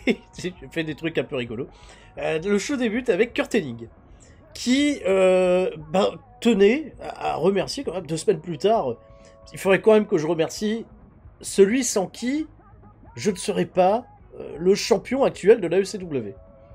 Et il est là avec Jenna Jameson, voilà, une secrétaire qui prend des notes parce qu'elle figure d'autorité, tout ça. Et j'aimerais remercier vraiment du fond du cœur quelqu'un qui a été déterminant dans cette victoire, dans cette quête, c'est Rocky Maivia. Parce qu'on se souvient, il a attaqué Chris Benoit sans faire exprès. Il n'a pas fait exprès, il a attaqué Benoit. Et sans lui, Taz serait pas en déprime, là, parce que Taz n'est pas là, Taz déprime. Et je serais peut-être pas champion, donc j'aimerais sincèrement te remercier et je serais même d'avis, tu vois, à te prendre sous mon aile. Voilà. Et puis il y a Jenna, tu vois, qui fait des manières autour de Rocky. Et Rocky, c'est pas trop. Il se fait, mais... Il est un peu crétin, Rocky, quelque part. Il se dit, mais... moi, là-bas, je voulais des Benoît. Enfin, bref. Il se sent un peu bizarre, mais ça le fait plaisir. Il se fait flatter, tu vois. L'ego de Rocky est flatté. Donc, il est content. Ça amuse beaucoup les gens. 80 de rating. Jenna Jameson continue de travailler bien sa gimmick. Très bien, ça fait un bon segment. Super segment. Et The Rocky est content. Derrière, petit match au tag pour la déconne. Entre eux, alors pour la déconne, mais qui va être intéressant, Al Snow et Stevie Richards qui vont battre Unfortune en 11 minutes 51. Quand même. Quand Stevie Richards va battre Doug Gilbert par pinfall après le Stevie Kick. Ça me fait un match décent, ça me fait un match honnête, pas grand chose à redire. Boula McGee fait du bon boulot ringside. Unfortune qui perdent. Richards et Al Snow qui ont pris une victoire comme ça pour déconner. Mais dans la foulée, quand Unfortune vont revenir backstage, Rocky va venir les voir. Avec Bula, il va les voir, il va faire « Oh les mecs, j'ai une idée. Kurt Hennig, c'est un mec bien quand même. Parce qu'il m'a remercié, tout ça. La Dodgers Alliance, franchement, c'est pas trop. Paul Heyman, il nous met pas dans les matchs de championnat. Apparemment, il préfère Benoît. Donc ça complote, un peu dans le dos de Benoît. Et il dit à Perry Saturn et Doug Gilbert, qui eux viennent de perdre. Tu sais, eux, ils sont un petit peu au bout de leur vie. Les mecs, est-ce que ce serait pas plus intelligent de former une alliance avec Hennig, hein? Peut-être Jerusalem Alliance avec Hennig. Ça pourrait être mieux, non? Qu'avec Heyman, qui a plus tout le pouvoir, puisque Jenna, elle en a également. Et Benoît, qui... Non? Qu'est-ce que t'en penses? Et tout le monde réfléchit. Et ça fait un bon segment en 73. Et puis Rocky il doit être très drôle là-dedans. Derrière, le Sandman affronte Bullpain. Alors, le Sandman affronte Bullpain dans l'idée de pouvoir donner du momentum au Sandman dans son programme avec Tommy Dreamer. Bullpain, il est là pour prendre des défaites, hein, voilà, il est pas là pour beaucoup plus. White Brawl, le Sandman en plus il est bien, il est dans son élément. Claque un bon 70 des familles. Bullpain avait un petit peu du mal vers la fin, alors que le match a duré moins de 12 minutes quand même, faut à signaler. Bullpain, faut vraiment pas faire des trucs trop longs avec lui, parce que sinon, ou alors faut faire des tags, c'est pas possible. Victoire du Sandman, voilà, on s'en fout, 70, et derrière, plan très intéressant, le Sandman va révéler, il va dire, Tommy Dreamer, j'espère que tu regardes bien, car je te présente ma nouvelle manageuse, qui ne me managera que moi. Kim Anthony se pointe dans le ring et trahit de ce fait Tommy Dreamer en rejoignant le Sandman. Je complète le turn. Bah, vous l'avez compris, j'avais laissé un petit détail. Elle complète le turn. Je vais pas regarder si ça avait bien marché. Peu importe. Kim Anthony donc rejoint le Sandman et laisse seul un Tommy Dreamer qui lui et Kim, pourtant ils avaient traversé plein de trucs ensemble. Et le Sandman a même réussi à manipuler Kim Anthony jusque-là, jusque ce truc. Ah, Tommy Dreamer, abandonné de tous. Ah, qu'est-ce qui se passe? Bref, Dreamer est pas là. On saura plus tard. Main Event, Kurt Hennig propose à Rocky Maivia de faire équipe. Viens, on fait équipe. Viens, on fait équipe, tu vois. Nouveau copain, Rocky il est content, et Rocky va gagner le match. En plus, Rocky va battre Gary Wolf par pinfall après un rock bottom. Donc il est flatté, il gagne un match. Gary Wolf c'était le weak link, hein, il était pas bon. Et les Pitbulls, depuis qu'ils sont pas ensemble, c'est la loose, hein, c'est la loose totale. Depuis que je les ai séparés, personne s'élève. Hein. Dans le game, les mecs ils se sont tirés vers le bas. Enfin, il y en a qui avec Raven, ça va encore. Mais Gary Wolf, plus rien du tout. C'est la mid-card, la loose. Et ben ça fait Rocky et Kurt Hennig qui font une bonne perf, hein, qui font 73-77. Terry Funk qui faisait équipe avec Gary Wolf pour un petit peu prolonger l'histoire de la semaine dernière. 74. C'est vrai que j'ai un pay-per-view qui arrive derrière, je sais absolument pas comment on va booker les affaires, mais 64. Ah, merde alors. Je vais peut-être le déplacer, je vais peut-être le mettre sur la dernière semaine du mois. Hein, parce que là, pour l'instant, j'ai absolument rien teasé de particulier. Là, je fais un petit show dans l'idée de faire un petit show. Et bizarrement, ça me fait qu'une note de 66. Ah, il n'y a aucune storyline qui est avancée dans le programme. C'est vrai. C'est vrai que j'ai fait avancer aucune storyline. Et ça fait qu'à 66. C'est un peu triste. 10 000 personnes quand même. De la folie. Hein. 10 000 personnes contre les 300 qu'on a fait la semaine dernière. Loin d'être banal. Ok. Ah bah tiens, pour des divines, j'ai un user talent point à dépenser. Et puis qu'est-ce qui se passe? On n'en a jamais. Et ben voilà. On va pouvoir dépenser un point de talent. Qu'est-ce qu'on va se rajouter comme point? Je suis plutôt bon en négociation, moi. Hein. Voilà, la négociation, ça me plaît. Comme ça, on fait des économies sur les contrats. La créativité, je me la mets... Alors, la créativité, à quoi ça sert? Parce que la créativité, tu te la mets, grosso modo, quand tu... comment dire? Bah, c'est toi qui fais la créativité. Il faut pas que tu aies des points de créativité, je pense. Hein. Je vais me remettre de la négociation. La négociation, c'est bien. Ça me permet de faire des choses bien, je pense, j'espère en tout cas. Tiens, des informations sur des contrats. Je fais exprès, je vous spoil volontairement. Sur des points. J'ai quand même demandé à Vader... Mec, pas en contrat signé, hein. Mec, viens faire un coucou. Viens faire un coucou. À 3700 par an, sympa un contrat signé, hein. C'est juste pour faire des matchs. Je l'utilise en spécial attraction. Jamais en dessous de main eventer, forcément. Parce que ça peut le faire. Parce que ça peut être bien. Donc, Vader rejoint l'AECW. Et, haute négociation que j'ai trouvé particulièrement pertinente, je peux négocier avec un certain monsieur Rick Rude. Bah, qui est vivant, déjà, hein, voilà, pour commencer. hein, qui va rester en vie, je pense, dans cette partie, je lui souhaite, pour aussi venir jouer un rôle intéressant. Je vais pas vous révéler tout de suite le rôle de Rick Rude, mais j'ai trouvé qu'il y avait moyen de faire quelque chose d'un peu fun. Surtout que Rick Rude a une connexion particulière avec un certain monsieur Kurt Hennig qui pourrait être très intéressante à exploiter. Donc j'ai signé également Rick Rude.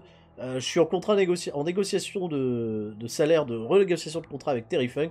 Et je vous en ai parlé tout à l'heure avec Edge pour lui proposer un contrat signé. Quelques petites informations de ci, de là.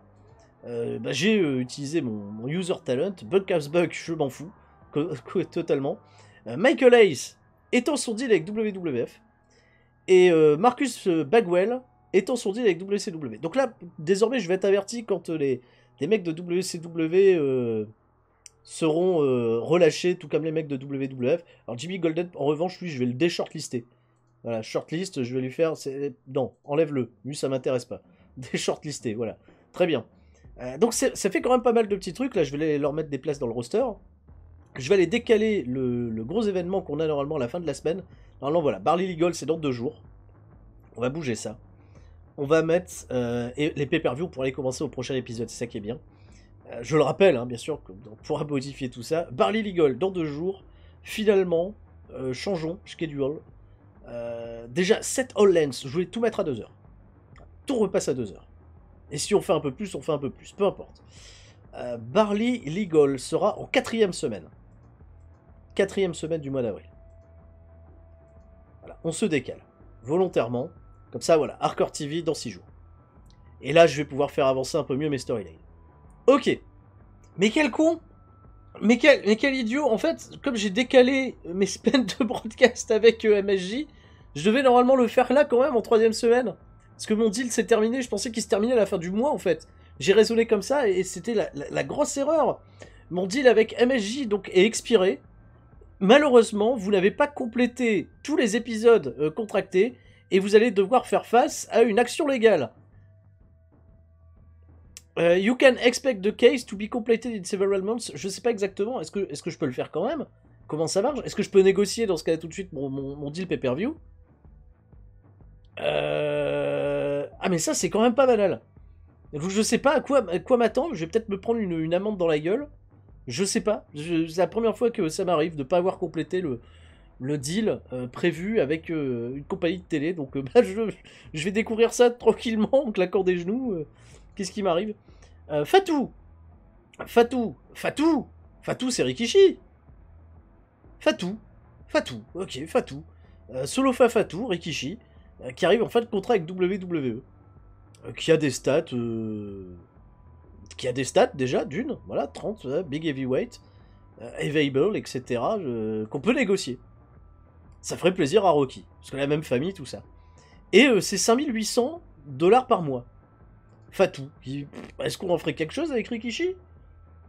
Il y a un bon, super potentiel de babyface. Hein. 89 notes de babyface, ok. Ce sera un bon babyface mid-carder dont je ne saurais pas quoi foutre. Charisme 71, microphone 60, ok. La popularité, ça donne quoi? C'est du 40 à peu près partout. Il y a du 50, du Twist 8. C'est pas un profil inintéressant. Hardcore, pas trop. Hein. La Brawl est pas mal, elle est à 62. Aerial, Flashiness, Basic Psychology, c'est pas mal. Ça peut progresser encore. Selling 71. Big Heavyweight. Mid-Carder. Bon, il serait mid-Carder chez nous aussi, hein, je pense. Rikishi. Bon, je dois prendre une décision. Ça m'intéresse pas.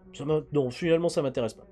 Ça m'intéresse pas là tout de suite. S'il veut renégocier avec WWF, il le fait. Il le fait. Bon, Rikishi, ok. Bon, bref. Oulala! Qu'est-ce qui se passe? Rey Mysterio doit avoir une position dans le roster. Ah bon? Il est de retour! Il est de retour! Rey Mysterio est de retour! Je m'y attendais plus, j'avais oublié. J'ai à nouveau Rey Mysterio! Super! Super! Goldust est en fin de contrat avec WWE. Goldust, je vais proposer. Dustin Rhodes, si je peux le choper, je le chope. Et divorce, Kevin Sullivan et Woman sont... Ah, ils ont divorcé. Woman a divorcé. Elle était enceinte, mais elle est divorcée. Elle est unemployed. Je sais pas si elle est encore en congé mat. De toute façon, elle n'est pas intéressée pour négocier avec nous pour le moment. Donc Kevin Sullivan et Woman ont divorcé. Goldust en fin de contrat. Alors Goldust, oui. Carrément. Goldust, là c'est 71 en brawl. Là il y a du basique, de la psycho à fond la caisse. Là il a que 27 ans en plus de ça. Le charisme, le micro, c'est super. Moi c'est ce qui m'intéresse. Star Quality c'est 72. Réputation, des bonnes notes en tant que babyface, en tant que heal. Là je dis il y a moyen. Là il y a moyen, ça va peut-être coûter cher. 11 100 $ par mois. Goldust. J'ai pas regardé une chose, c'est sa popularité. Popularité, c'est du... Voilà, c'est bien pour de la grosse mid-card.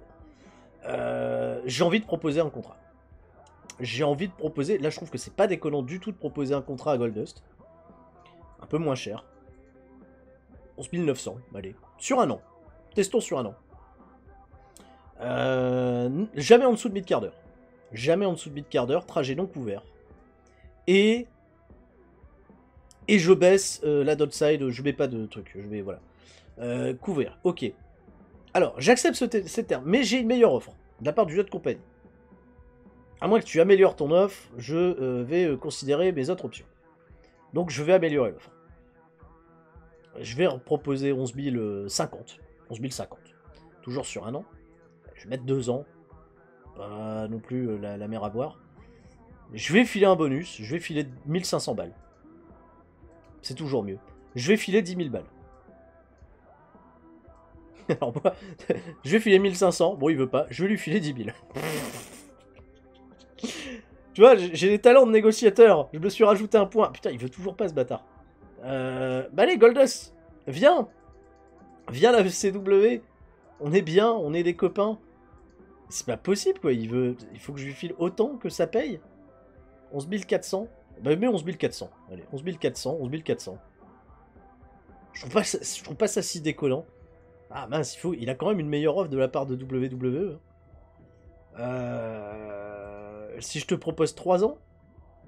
Ah 3 ans, 3 années, avec Goldust, à 11 000 balles. Et il se dit, ah, pourquoi pas, Dustin Rhodes peut être intéressé.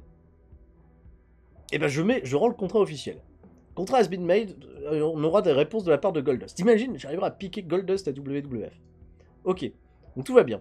Rey Mysterio est de retour. Rey Mysterio, alors là, 22 ans, hein. Rey Mysterio, on va négocier un contrat direct. En plus, c'est 6100 $. C'est pas cher. Sans déconner, c'est pas cher. Là, je mets même ça, les 6100, là, je te les laisse. Non, je te les donne pas. Ça, c'est pour moi, ça. Non, faut pas décoller. Je donne déjà beaucoup d'argent à Goldust.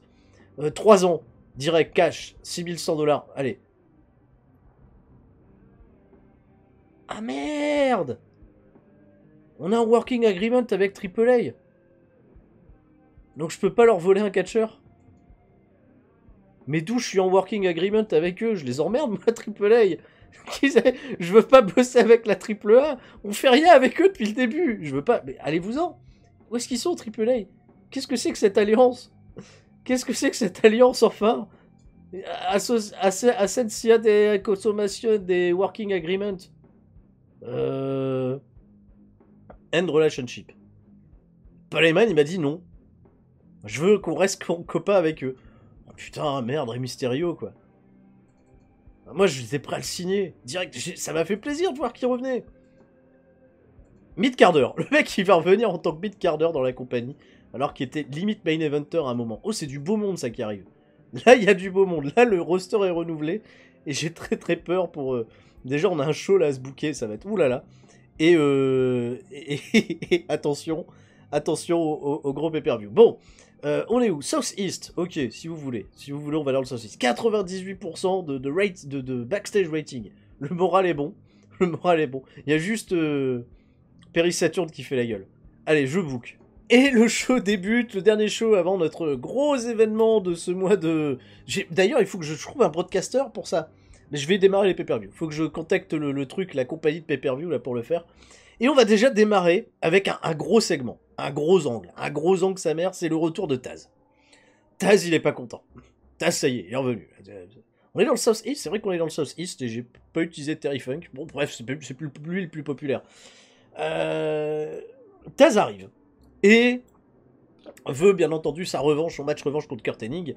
Et c'est pas les histoires avec Rocky Benoit qui vont l'emmerder. Et il veut parler à Rocky. C'est pas Rocky qui se pointe, c'est Benoit.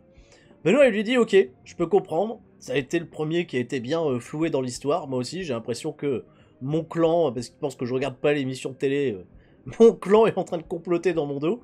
Et Rocky se pointe, et attendez, calmez-vous, etc. Benoît t'es avec moi, tout ça. Donc Rocky va défier Taz pour ce soir, parce que lui ici, il veut un spot, et puis, tu sais, pour l'honneur de Kurt Hennig quand même, c'est pas rien, quoi. Puis il est devenu pote avec Hennig. Benoît, ça lui plaît pas. Et Benoît, de ce fait, tourne Babyface. Il tourne Babyface, il s'en fout. Le turn marche bien en plus. Le turn marche super bien. Chris Benoit tourne face, s'allie du côté des gentils, parce que il va dire à Rocky que t'es cul de merde. De toute façon, personne t'aime. Voilà, t'es vraiment le plus bas des goûts. Et puis, comme Chris Benoit fait des matchs de fou, il a même pas besoin d'attaquer particulièrement Rocky. Il s'est juste payé sa tronche. Voilà. Et ça a plu aux gens. Et ça a beaucoup amusé Taz. Et ce soir, c'est Taz contre Rocky. Voilà. Parce que ça marche bien aussi. Voilà. Et par contre, la position de Bula McGillicuddy m'intrigue et je pense que je vais la faire tourner face pour qu'elle reste du côté de Benoît. Parce que là, voilà, Bula McGillicuddy, elle, Benoît, during this segment, donc ça va être plus intéressant de la voir, elle, aux côtés de Benoît qu'aux côtés de Rocky ou de Doug Gilbert ou qui tu veux. Donc on va faire ça. 83, super segment, de toute façon c'est le seul segment, après il n'y a que les matchs. C'est que les combats. Premier combat. Benoît, direct, qui vient de tourner face, affronte Sean Waltman. Alors j'avais prévu de garder Sean Waltman fort pour Sexton Hardcastle, et finalement je vais lui donner sa défaite contre Benoît. Parce que voilà, c'est le nouveau Benoît Babyface, dans un match qui a du superbe catch et de la bonne hit. Chris Benoit bat Sean Waltman en 14 minutes 41. Storytelling à fond la caisse, Chris Benoit 81, Sean Waltman 68. Sur le papier, tu mets les deux hommes de toute façon 97. C'est loin d'être décollant. 75, très bien. Derrière,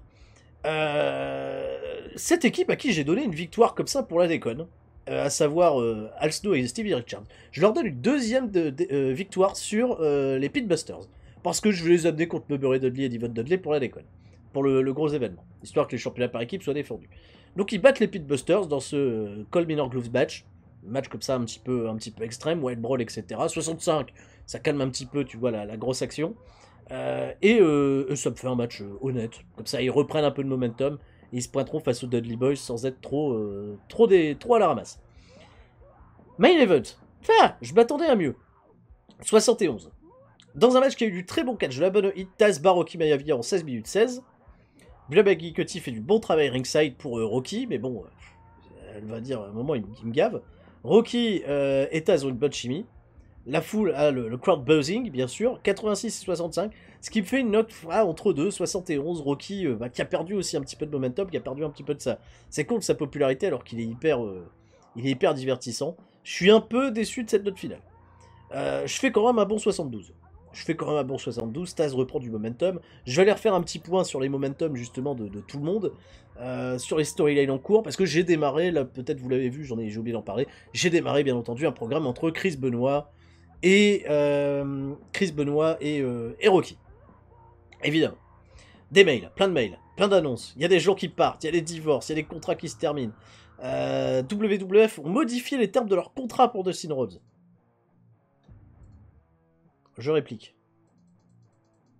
Je lui propose 50$ de plus ici et là. Ah, quand même une meilleure offre ailleurs. Hein. 50$ quand même. C'est pas rien. C'est absolument pas rien. On va lui filer 11 600$.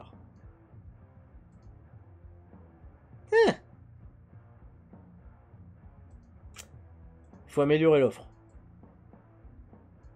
11 008. Moi je m'en fous, hein, je fais de la grosse négoce. Hein. Punaise, mais ils leur ont proposé quoi? Qu'est-ce que vous avez proposé à ce garçon pour qu'ils veulent pas venir? 12 000$, il veut pas non plus. Enfin si, il veut bien négocier, mais là il me laisse pas transparaître le fait que j'ai une meilleure offre que WWE. Parce que peut-être avec Be Whatever is needed, non. Exclusively in ring. Ça change strictement rien. Hein.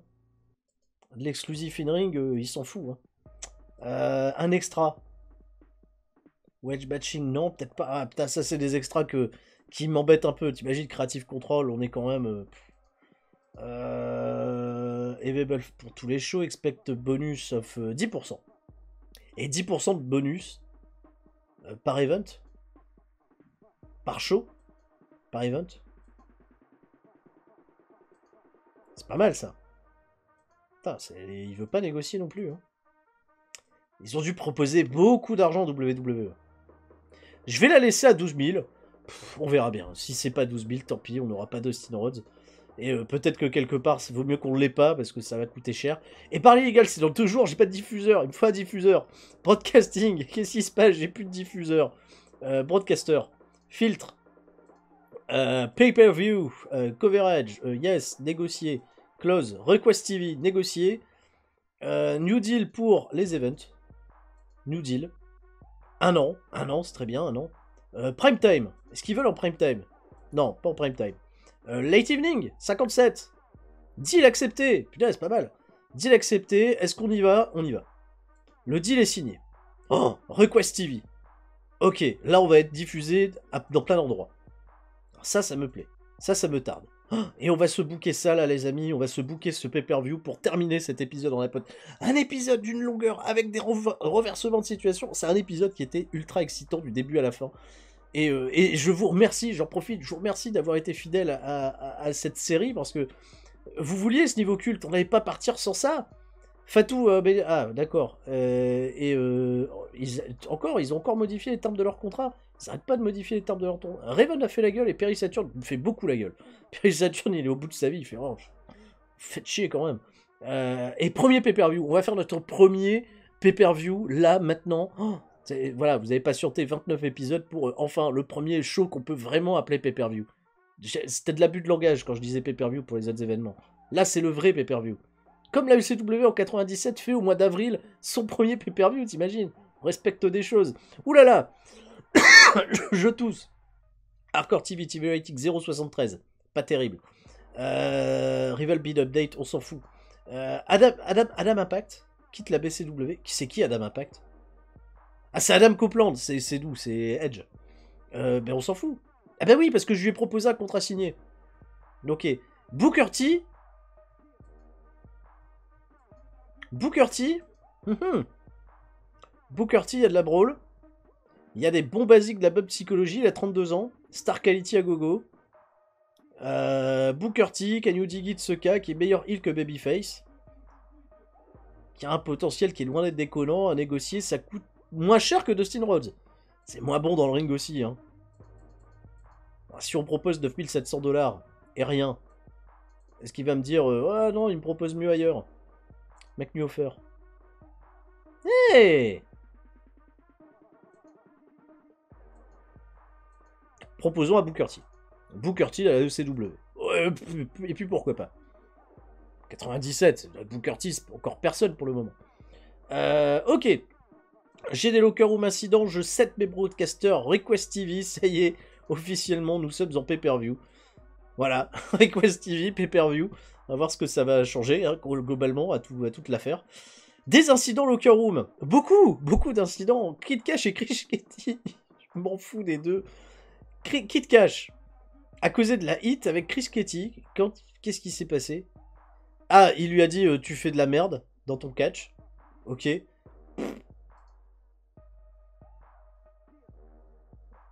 Ah. Parce que j'ai répondu clairement Techno Action, c'est que je m'en fous. Mais c'est vrai que Chris Ketty, c'est le pote de Taz. Enfin, c'est la famille. Donc lui, il est ennuyé que j'ai pas pris de décision. Mais ça va, Taz a rien dit. Par contre, Taz, avec Al Snow. Ah merde. Ils se sont bagarrés. Ah. Ils se sont bagarrés. Ah merde. Taz s'est bagarré avec Al Snow. Et comment je dois négocier avec Taz? Une petite tape sur la... l'amende. Amende, il faut... Même si c'est Taz, c'est quand même la top star. C'est chaud, quoi. Amende. Al Snow est content. Taz n'a rien dit. Taz, il a rien dit. Terry Funk, ça c'est les bonnes nouvelles. Terry Funk, c'est plus des coups à boire maintenant. Terry Funk, il dit, allez, arrêtons de payer des coups à boire à tout le monde. On donne des tips à tout le monde. Et encore des tips à Devon, à John Zanding, tout va bien. Request TV, 94%. Ok. J'ai toujours des tensions avec Chris Benoit. Ah ouais, non, mais ils se sont bagarrés, c'est con. Oh la vache. La bagarre, quoi. Taz, il fout la merde. Bon, je fais le booking. Booking le plus important, je pense, depuis l'histoire de cette série. On est parti. On est parti pour un show qui... Il va y avoir beaucoup de choses. Ouh là là, où j'ai pris des risques. Il va y avoir beaucoup de choses sur ce show. Première fois en pay-per-view. On est Barley Regal, on est en Mid-Atlantic, Worcester Centrum. 8614 personnes, hein. On serait dans la Tri-State, ce serait mieux, bien sûr, mais bon. Petit truc. Avec un premier angle qui fait pas une note que j'espérais, je m'attendais à faire mieux. Enfin bref. Surtout qu'en plus, Recruit débute sa gimmick au full, hein, pas apprécié. Ravishing, c'était peut-être pas la bonne idée, je vais peut-être changer la gimmick de Recruit, si ça va pas. Je réfléchirai. C'est vrai que Ravishing, c'était peut-être pas le bon plan pour Recruit, surtout de la manière dont je vais l'utiliser. Dans un segment d'introduction au show, Kurt Hennig, Jenna Jameson, donc le champion, la nouvelle figure d'autorité, hein, Paul Heyman en vacances, on n'en sait rien, il n'y a pas de nouvelles de Paul Heyman, recrute Recruit. Voilà. Et ils s'appellent Rocky parce que Rocky, en fait, est fan de Recruit. C'est un de ses plus grands fans. Oh, Recruit est là. Oh, il est dans la compagnie. Il est super content. En fait, Rocky, il marque comme un gros bâtard. Et Kurt Hennig, il fait ouais, il est là, regarde. C'est mon meilleur ami, il vient et il sera color commentator. Il va s'asseoir à côté de Joey Styles pour commenter les combats. Et on va voir ce que ça donnera, hein, parce que Recruit. Et Rocky est content. Et Rocky, il se dit oh putain, super. Et Rocky, voilà. Mais c'est vrai que cette gimmick va pas trop, parce que Recruit en plus ils vont en faire des caisses. Alors moi, Recruit, tout ça. Le CW, bon. Et ça c'est le segment d'introduction, qui me fait 68, petite note. Non franchement c'est pas la note du siècle. Et puis de toute façon, Jenna Jameson, Recruit, port gimmick, il faut que je change des gimmicks. Hein. Jenna Jameson elle peut plus être avec une gimmick d'actrice porno. Derrière, alors là, bien belle note. Pour ce match entre Alsto et Stevie Richards contre les Dudley Boys, finalement, ça marche très bien. Ça marche même super bien. On a tout de suite d'ailleurs changé la gimmick de Bubber et Dudley, qui est en plus noté very good, parfait, impeccable. Dans un match qui a eu du bon catch, une décente réaction de la part du public, les Dudley Boys battent Alsto et Stevie Richards dans ce match hardcore. 10 minutes 19 quand Bubber et Dudley battent Stevie Richards par pinfall après le Trilly. Les Dudley Boys font leur deuxième défense de titre et ça fait un excellent match. Puisque même les gamins là qui font du 61-65, 79-82 pour Bubber et Devon, et du 80 derrière. Un bon match par équipe pour ouvrir le show. Je m'attendais pas à une telle note dans un combat où Al Snow et Stevie Richards sont impliqués. Bon, Stevie Richards a dit je peux faire des meilleurs matchs dans un truc qui ne soit pas les matchs hardcore. Bref. Derrière, alors là, cet angle-là, c'était peut-être encore une fois un peu risqué. Il faut vraiment que je travaille la gimmick de Jenna Jameson, je pense que c'est ça qui me bloque. Jenna va voir Rocky backstage. Rocky, tu sais qu'il vit comme dans un rêve. Il a vu Recruit. Il dit tu te rends compte, j'ai vu Recruit et tout. Et Jenna, il fait hey, encore mieux que Recruit, est-ce que ça te dirait que je te manage ce soir? Parce que et là, il va affronter Benoît, vous vous en doutez. Mais ça te dirait que je te manage? Oh, Rocky, il fait punaise, comme la carrière de Recruit, je connais très bien ta carrière, Jenna, donc je serais honoré. Et Beulah McGee se pointe. Parce que elle, normalement, c'est elle qui manage Rocky. Fait qu'est-ce qui se passe? Qu'est-ce que tu parles à Rocky? Alors, c'est pas son mec et tout, mais. Et catfight entre tout le monde, et Rocky, il fait style, je suis un peu gêné, mais il regarde quand même, parce que c'est un catfight et on a la ECW. Ça fait que 63. Tu vois, la manière dont je le décris, ça mériterait une meilleure note. Ça fait que 63. Bon. Ah oui, et puis Beulah McGee tourne face. Voilà, comme ça c'est fait. Le tour est très. Succès complet. Voilà, elle tourne face, Beulah McGee. Voilà, très bien. On pourra la remettre après avec Tommy Dreamer. Non, pour l'instant, elle manage Chris Benoit. Boss avec Chris Benoit. Sean Waltman vient au ring. Il fait un open challenge. Il fait oui, bon, j'ai perdu contre Benoit, mais je reste quand même ex-Pac. Et je fais un open challenge. Et Rey Mysterio fait son retour. 71. Il improvise et tout, super, Rey Mysterio. 71, ok. Bon, il est revenu mid-quart d'heure. Les gens l'ont peut-être un peu oublié, Rey Mysterio. Mais il fait son comeback. Et derrière, bah oui, parce que de toute façon, ils s'affrontent derrière. Donc il me dit, bah, il faudrait peut-être dans ce cas-là qu'il y ait les mecs qu'on fasse un pré-booking. Mais c'est bon, ils s'affrontent dans la foulée. Et ils me font un petit match qui me fait que 69 de rating, c'est pas non plus génial. Dans un match qui a eu du bon catch, une bonne réaction de la part du public, Sean Waltman barre Mysterio en 14 minutes 54 par disqualification. Pourquoi par disqualification, je sais pas. J'aurais dû mettre une victoire... Je voulais mettre une victoire un peu cheap pour Sean Waltman. Parce qu'il aurait fait la gueule s'il avait perdu contre Mysterio qui revient et qui a perdu un peu en popularité. Mais derrière, ah oui, risque being low. La qualité des annonceurs, voilà, faible Faible expérience pour le moment. Bon, j'espère que ça prendra entre Rick Rude. Putain, mais on a payé Rick Rude quand même assez cher. J'espère que ça va prendre. Rick Rude, Rey Mysterio. Ok, mais Rey Mysterio, Sean Waltman, 69, un peu décevant. T'imagines, Al Snow a fait une meilleure note. Ça reviendra, on aura des meilleurs matchs, je pense, par la suite avec Rey Mysterio. Derrière, on est parti. Chris Benoit contre Rocky Maivia dans un match qui a eu du bon catch, une décente réaction de la part du public. Rocky et Chris Benoit font match nul quand l'arbitre va perdre le contrôle sur le match. Parce que les filles, elles se battent, c'est le bordel. Et finalement, une information qui est très intéressante, c'est celle-là. Joey Styles et Rick Rude travaillent superbement bien ensemble à la table des commentateurs. Parce que forcément, Rick Rude va beaucoup prendre parti pour Rocky Maivia. Et Joey Styles va forcément beaucoup parler en bien pour Chris Benoit. Et Rocky Maivia et Jenna Jameson ont une super chemistry ensemble. En tant que manager, ça marche super bien. Rocky a une performance in-ring de 62, c'est pas terrible, il a fait quand même bien mieux. Chris Benoit 78. La storyline continue bien entendu entre les deux hommes. Et je suis assez étonnamment surpris des petits retours voilà, que j'ai à côté de tout ça. Derrière, alors, il y a eu le match, bon, c'est mal ça c'est pas fini, on va dire. Et Rick Rude, il enlève son casque. Il fait excuse-moi, je vais aller voir, je vais backstage, je vais suivre Rocky. Il suit Rocky et il croise Perry Saturn, Doug Gilbert. Il fait voilà, il va voir les mecs et ils vont parler ensemble. Ils vont parler de Kurt Hennig. Voilà, c'est Kurt Hennig qui m'a amené, etc. Vous êtes tous des fans. Je vais signer des autographes plus tard. Doug Gilbert, il est aussi un peu neuneux. Perry Saturn, il fait tout le temps la gueule. Mais ça discute. On sait pas trop de quoi, mais ça discute. 62. Ça discute. Ça discute. Ensuite, gros angle. Là, on laisse tomber un peu la légèreté, on repart sur des choses très sérieuses. Tommy Dreamer et le Sandman, ils étaient frères d'armes, ils se sont mis sur la gueule, etc. Pourquoi? Et Kim Anthony du côté du Sandman, bref. Tommy Dreamer, il fait, c'est le pay-per-view, c'est maintenant. On a Barley Legal, viens m'affronter. Et le Sandman fait non.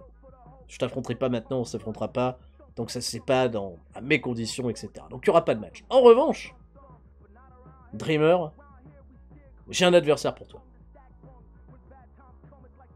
Et il fait allusion à Vader. 84. Derrière, Vader fait ses débuts. Fantastic 8, Great Wrestling, Vader bat Tommy Dreamer en 9 minutes. Ah, il lui a pas trop laissé le temps. Qu'est-ce qu'on sait? On sait que Vader a commencé sa gimmick de monstre. Above Average. Bon, ok. Mais il travaillera sa gimmick pour que ça aille mieux. Il s'est blessé, ce con de Vader. Ah merde. Il s'est blessé déjà. Il arrive, il se blesse. Super. Vader et Tommy Dreamer ne cliquent pas. Ah, et ça fait un truc un peu gênant par moment. Que ça clique pas entre Tommy Dreamer et Vader. Paye Vader assez cher pour que ça clique pas, c'est quand même un peu con. Vader a une unique performance de 81, Tommy Dreamer 71. C'est un peu dommage.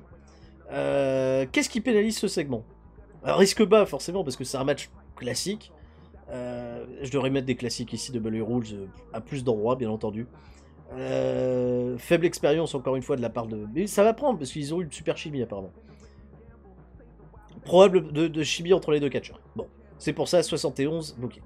Ok. Ok, très bien. C'est pas grave. C'est pas grave. On s'attend à mieux, bien sûr, quand on fait démarrer Vader, mais je peux pas faire démarrer Vader main event directement. Je préfère le faire démarrer un petit peu plus en dessous. Qu'on rappelle quand même qui est à la place de... Voilà. Très bien. Derrière, histoire de calmer les gens, calmez-vous. Descendez d'un étage. Terry Funk affronte Bad Bull Buster. Alors Terry Funk, je le mettais dans des petits open match comme ça pour calmer aussi un petit peu la foule, et puis ça se passe bien généralement, mais là ça fait qu'un petit 63, parce qu'apparemment Terry Funk et Bad Bull Buster ne cliquent pas. Ne clique pas du tout. Ça clique pas non plus entre Terry Funk et Bad Bull Buster. C'était un peu inédit pour moi de tester ça. Terry Funk fait une bonne perf, mine de rien, mais 63, mauvais match. On s'en fout. Les gens redescendent un peu, parce que quand même, beaucoup d'émotions. Vader, Rocky, oulala. Et derrière, après la victoire de Terry Funk, Vader vient et attaque Terry Funk. En fait, c'est un monstre, personne ne peut le contrôler. Il est venu niquer la gueule à Terry Funk comme ça, pour la gratuité. On tue Terry Funk. Mais comment ça se fait? Qui dirige cet homme? Et il est escorté par la sécurité à l'extérieur du ring. Vader est intenable.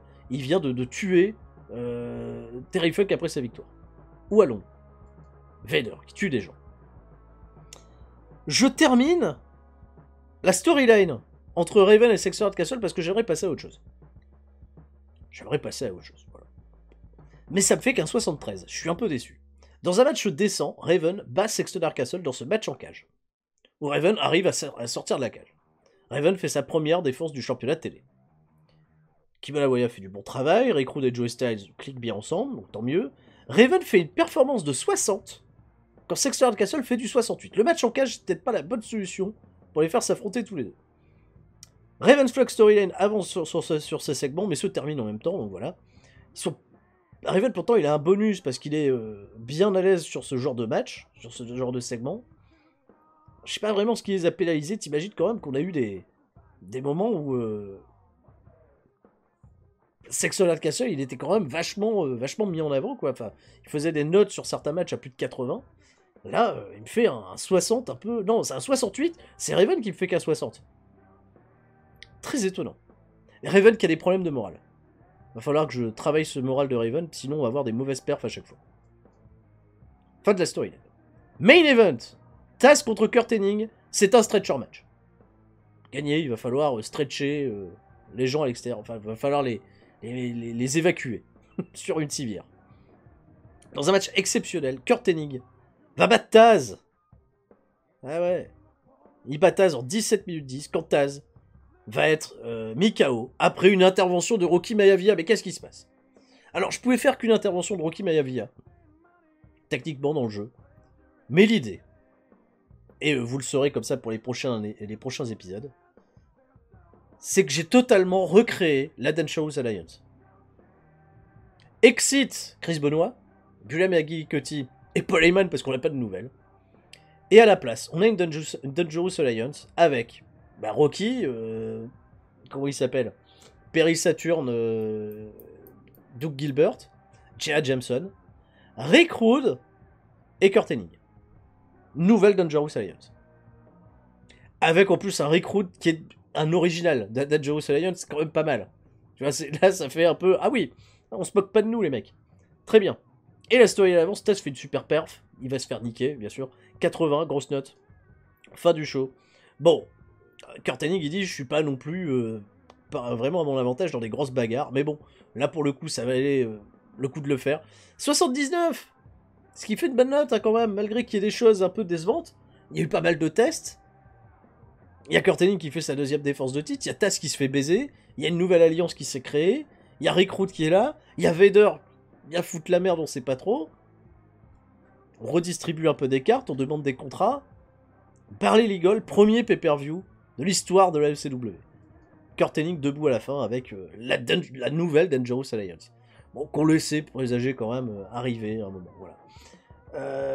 Pas de speech, si, je vais gueuler sur Raven. Je vais dire à Raven, qu'est-ce qui se passe? Raven, tu peux faire mieux quand même. Make speech. Il a rien dit, Raven, je lui dis, voilà, lui, pas répondu. Il a pas répondu. Ok, le bilan économique, j'ai peur. Oh, ce qui va arriver là, il va tomber très vite le bilan économique. Très très vite. Où là, il va y avoir de l'argent qui va se perdre totalement. Des informations. Vader Opinion, Sexton Castle is a star in the making. Il faut le prendre au sérieux, mais tu m'étonnes. Buy rate de 0.07. Alors, je sais pas si c'est un bon buy rate ou pas, hein, mais c'est un 0.07. Ok. Vader est blessé. Vader, blessé. Vader. Vampiro, de chez CMLL, peut être contacté pour des propositions de contrat. Vampiro, Boy George, c'est intéressant parce que... Putain, il a que 43 en hardcore. Bon, c'est pas génial. Basic Psychologist, très bien. Combien ça se paye Ça se paye pas cher. C'est pas cher, c'est pas si cher. J'ai envie de la proposer telle quelle. À Vampiro pour une année. Une année, hein, pas plus. Une année? Bon. 2 années? Bon. 4750? Vampiro, ça peut être de la bonne midcard. 3 ans, allez, 3 ans. Avec un peu plus cher que ce que propose apparemment CMLL. Ah, on lui propose. On lui propose et on verra bien ce qu'il nous répond. Ils sont longs par contre à réagir hein, quand on leur propose des contrats. Là, j'attends de savoir. Qu'est-ce qui se passe? Size. La size. Je sais pas vraiment si on a monté. Non, New England, on reste à 46. Le South aussi, c'était passé à 40. Ce qui est assez intéressant. L'Écosse est restée forte à 25. Mais là, avec bon, le show qu'on vient de faire en pay-per-view, normalement, ça devrait nous rapporter pas mal de tunas, ça. J'espère, en tout cas. Bon, bilan économique, c'est là où on va s'arracher les cheveux. C'est là où on va se dire oh, quelle stratégie adopter pour le prochain épisode. On a filé trop de contrats à trop de gens qui coûtent trop cher. Alors Vader, on va pas le faire apparaître tout le temps. Surtout que là, il s'est blessé. J'ai même pas été voir la nature de sa blessure. J'ai très très peur de découvrir ce bilan économique pour terminer cet épisode numéro 29 de folie. Voilà, donnez-vous la main, tous. Oula, des décisions sont à prendre. On voit rien pour l'instant. Oh, putain, j'ai fait 149 piles de profit. On fait du profit. On fait du putain de profit au niveau culte. C'est bien, non? Bah oui, mais c'est très très bien. Mais c'est... Oh, je pensais pas. On a fait le profit. Danny Doring, gradué. Je m'en bats les couilles de Danny Doring, qu'est-ce que je vais faire avec lui? Non, paye par apparence, fais-lui 210 balles et on verra bien, quoi. J'ai pas de Danny Doring, bon. Ah mince, on n'a pas d'informations. Je sais toujours pas pour les autres contrats, hein. J'ai envie de savoir si on peut avoir Dustin Rhodes. Il y a du rival beat dans tous les sens, hein. Il y a des propositions. Il y a New Japan qui a fait une proposition avant Pyro.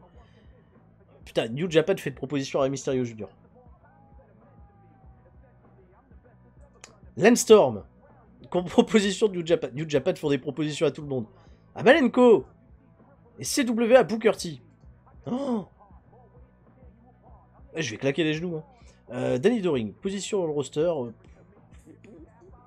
Enhancement Talent. Hein, ça va être un jobber parmi les autres jobbers. Je sais pas ce qu'on va en faire de Danny Doring. On a dégagé Roadkill. Il est pas si décollant en termes de stats. C'est pas un mauvais catcher, Danny Doring. Ça n'a jamais été non plus l'extase, mais il est pas mauvais. Bon, 210 balles pour prendre un job de temps en temps, peu importe. Alors, la finance. La finance, où là on voit qu'en termes de ticket sales, on est... alors, pay-per-view revenue, là il y a 114 000 qui rentrent dans la balance, qui sont très intéressants. Parce que là, c'est du pay-per-view. Là, voilà, c'est pas du TV revenue. T'imagines que le TV revenue ne représente que 26 000 $. Alors que le pay-per-view représente 114 000. C'est énorme. C'est énorme. Le pay-per-view. Énorme. Énorme. Ticket sales, 800 000. La vache. Mais en même temps, on a un show de plus. TV revenue, 26 000. Donc c'est mieux que d'habitude déjà. Aussi. Parce qu'on a fait plus de shows télé quelque part. Sponsor. 96 000. Ok, ça bouge pas trop. Merchandising, on a vendu du merchandising à gogo, les gens sont devenus fous. On est passé au niveau culte aussi, attention. Workers, 160 000. C'est le mois où on a dépensé le plus d'argent concrètement dans le catch. Voilà. Chocos, 273. Bon, là forcément, en effet, là on va dépenser plus d'argent aussi. Marketing, ça change tout. T'es au niveau culte, le marketing où t'étais à 5 000 avant, là tu passes à 168 000. Là c'est vrai que c'est des chiffres qui piquent les fesses. Merchandising, 14 000, ok. Production, 79 000. La production n'a pas non plus explosé. Le MISC, en revanche, c'est à 218 000. Alors, là, il faut m'expliquer, parce qu'on est quand même positif avec tout ça. On fait une performance de 149 000 au final. Il faut que je me concentre sur la Twist 8, hein. Parce que là, il y a des chiffres, en effet. Le MISC fait un chiffre qui est incroyable, 218 000.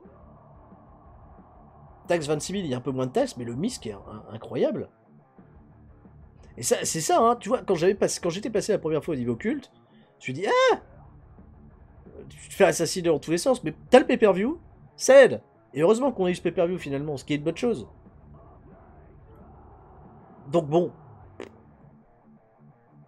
j'ai envie de dire ça va pour le moment. On va marcher sur des œufs, il y a des chiffres que je comprends pas forcément. Vous allez peut-être analyser ce tableau-là un peu mieux que moi, pour le comprendre, les experts, mais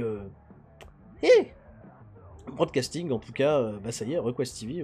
En plus, minimum quality 57, on est diffusé une bonne heure d'écoute. Late evening, ce qui est pas mal. On est engagé en plus pour un an, on peut faire autant de pay-per-view qu'on veut dans l'année. Si je veux en faire 2 dans un mois, je peux le faire, on n'a pas de limite. Là, on va voir comment on va réorganiser tout ça, mais MSJ, je vais les... Est-ce que je termine, tu vois, ces deals-là à 2 mois, à 3 mois, ou est-ce que je décide, tu vois, même de les assassiner et de dire, ouais, finalement, cancel, on a de l'argent d'avance, je vous paye les 250 000, je me mets avec MSJ. On peut sacrifier là 250 000 $ tout de suite. 1 million, on est bien. Si on veut, on sacrifie tous ces deals télé, sauf le deal en Écosse, j'aime bien. Voilà, qui sert. Pour mettre MSJ à la place. Ça, je vous laisse décider, la section commentaires, ce qu'il en est. On fera aussi un point roster intéressant, je pense, au prochain épisode, pour l'épisode 30. Avec notre bon ami Vader là, qui s'est blessé. Voilà, on va aller voir, tiens, on va aller voir le staff médical. Blessé combien de temps, Vader? Blessé pour 26 jours. Le mec, il est venu, il a fait son impact, là, il va se prendre un petit mois de congé. Il mérite. Il prend son petit mois de congé. On va le laisser faire. Je vais un petit peu, moi, commencer à retravailler un peu tous ces catcheurs là qui sont dans le backstage là pour leur dire comment on fait, comment on s'organise, qui est over, on va réorganiser les pushs pour savoir exactement où on se dirige parce qu'on a plus de monde. Creative meeting. Tiens, on va regarder ça. Franchise player. Donc Kurt Hennig devant Vader hein, dans les popularités. Next Big Thing, Sexer Castle tellement devant Rey Mysterio, 22 ans bien sûr. Steve Richards, on peut essayer de faire quand même quelque chose de Steve Richards à un moment. Bullpen, Devon Dudley, ok. Hot Prospect. Ah, forcément, il y a Rocky qui se glisse là. Chris Justice, il faudrait peut-être que j'en fasse quelque chose. Talk the Talk. Les talkers, là, c'est Rocky, Rick Rude, Kurt Hennig, Paul Heyman, Raven. Sans grande surprise. Showstoppers, Rey Mysterio devant Kurt Hennig, Chris Benoit, Rocky, Sexer Castle. Qui a pris vachement en confiance, le sacristain château dur. Les généraux du ring. Benoit, Funk, Hennig, Vader, Rey Mysterio. Rey Mysterio quand même. Momentum. Raven, momentum n'a plus savoir quoi en foutre. Ok. Benoit, gros momentum. Énorme momentum. Bubber et Dudley, Devon Dudley, gros momentum. Et Sexter Castle a du très très gros momentum également. Qui n'a pas de momentum? Alors là, oui. Là, Doug Gilbert, Perry Saturn, je comprends. Al Snow et Steve Richards, j'aimerais bien donner quand même une chance à cette équipe. Hein. Bullpen aussi, il n'y a plus de momentum. Kid Cash, alors là, vu comment on utilise Kid Cash, on est loin, c'est loin d'être la priorité. Personne ne décline. Island James, est-ce qu'on a des nouveaux? Non, c'est toujours la même liste. Toujours la même liste peu intéressante. Et on est 10ème hein, dans les rankings. On a intégré ce fameux tableau du top 10 dans les Company Wars, les fameuses Company Wars, où devant nous c'est CWA, qui va être notre gros rival, parce que CWA commence à proposer apparemment des contrats à des catcheurs, pas forcément pour des tournées. Est-ce qu'il y a des gens signés chez eux? Je sais pas moi. On voit pas s'ils sont signés ou pas. Hein. Pas ces informations-là. Filter, contrat type, writer, est-ce qu'il y a des gens signés? Non, en fait, ils ont personne de signé parce que eux, c'est des tournées qu'ils proposent. Hein. C'est essentiellement des tournées. Et ils ont un petit roster qui pète pas non plus. Il n'a pas l'air de péter au casque, ce roster. Il est pas non plus. Bon. Ils ont Claude Roca quand même dans leur roster, t'imagines? Et Paul Roma, tout ça. Mais ça marche bien hein, pour SWA. Ils ont Landstorm. Qui est le champion middleweight. Qui a des stats intéressantes, Landstorm, c'est sûr. Qui demanderait que 5 000 $ par mois si je le signais. Bon. Mais ça reste un concurrent à distance. UWA, ils sont.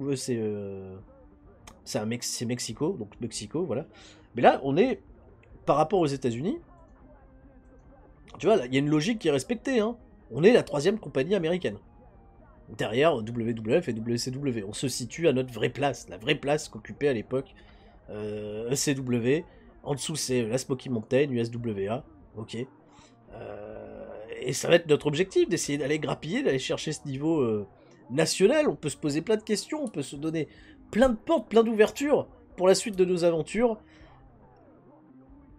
J'ai plus qu'envie de dire, vivement l'épisode numéro 30, qu'est-ce que vous en pensez hein, après ce long épisode numéro 29, je vous fais des gros bisous à tous. Je vous dis à la prochaine.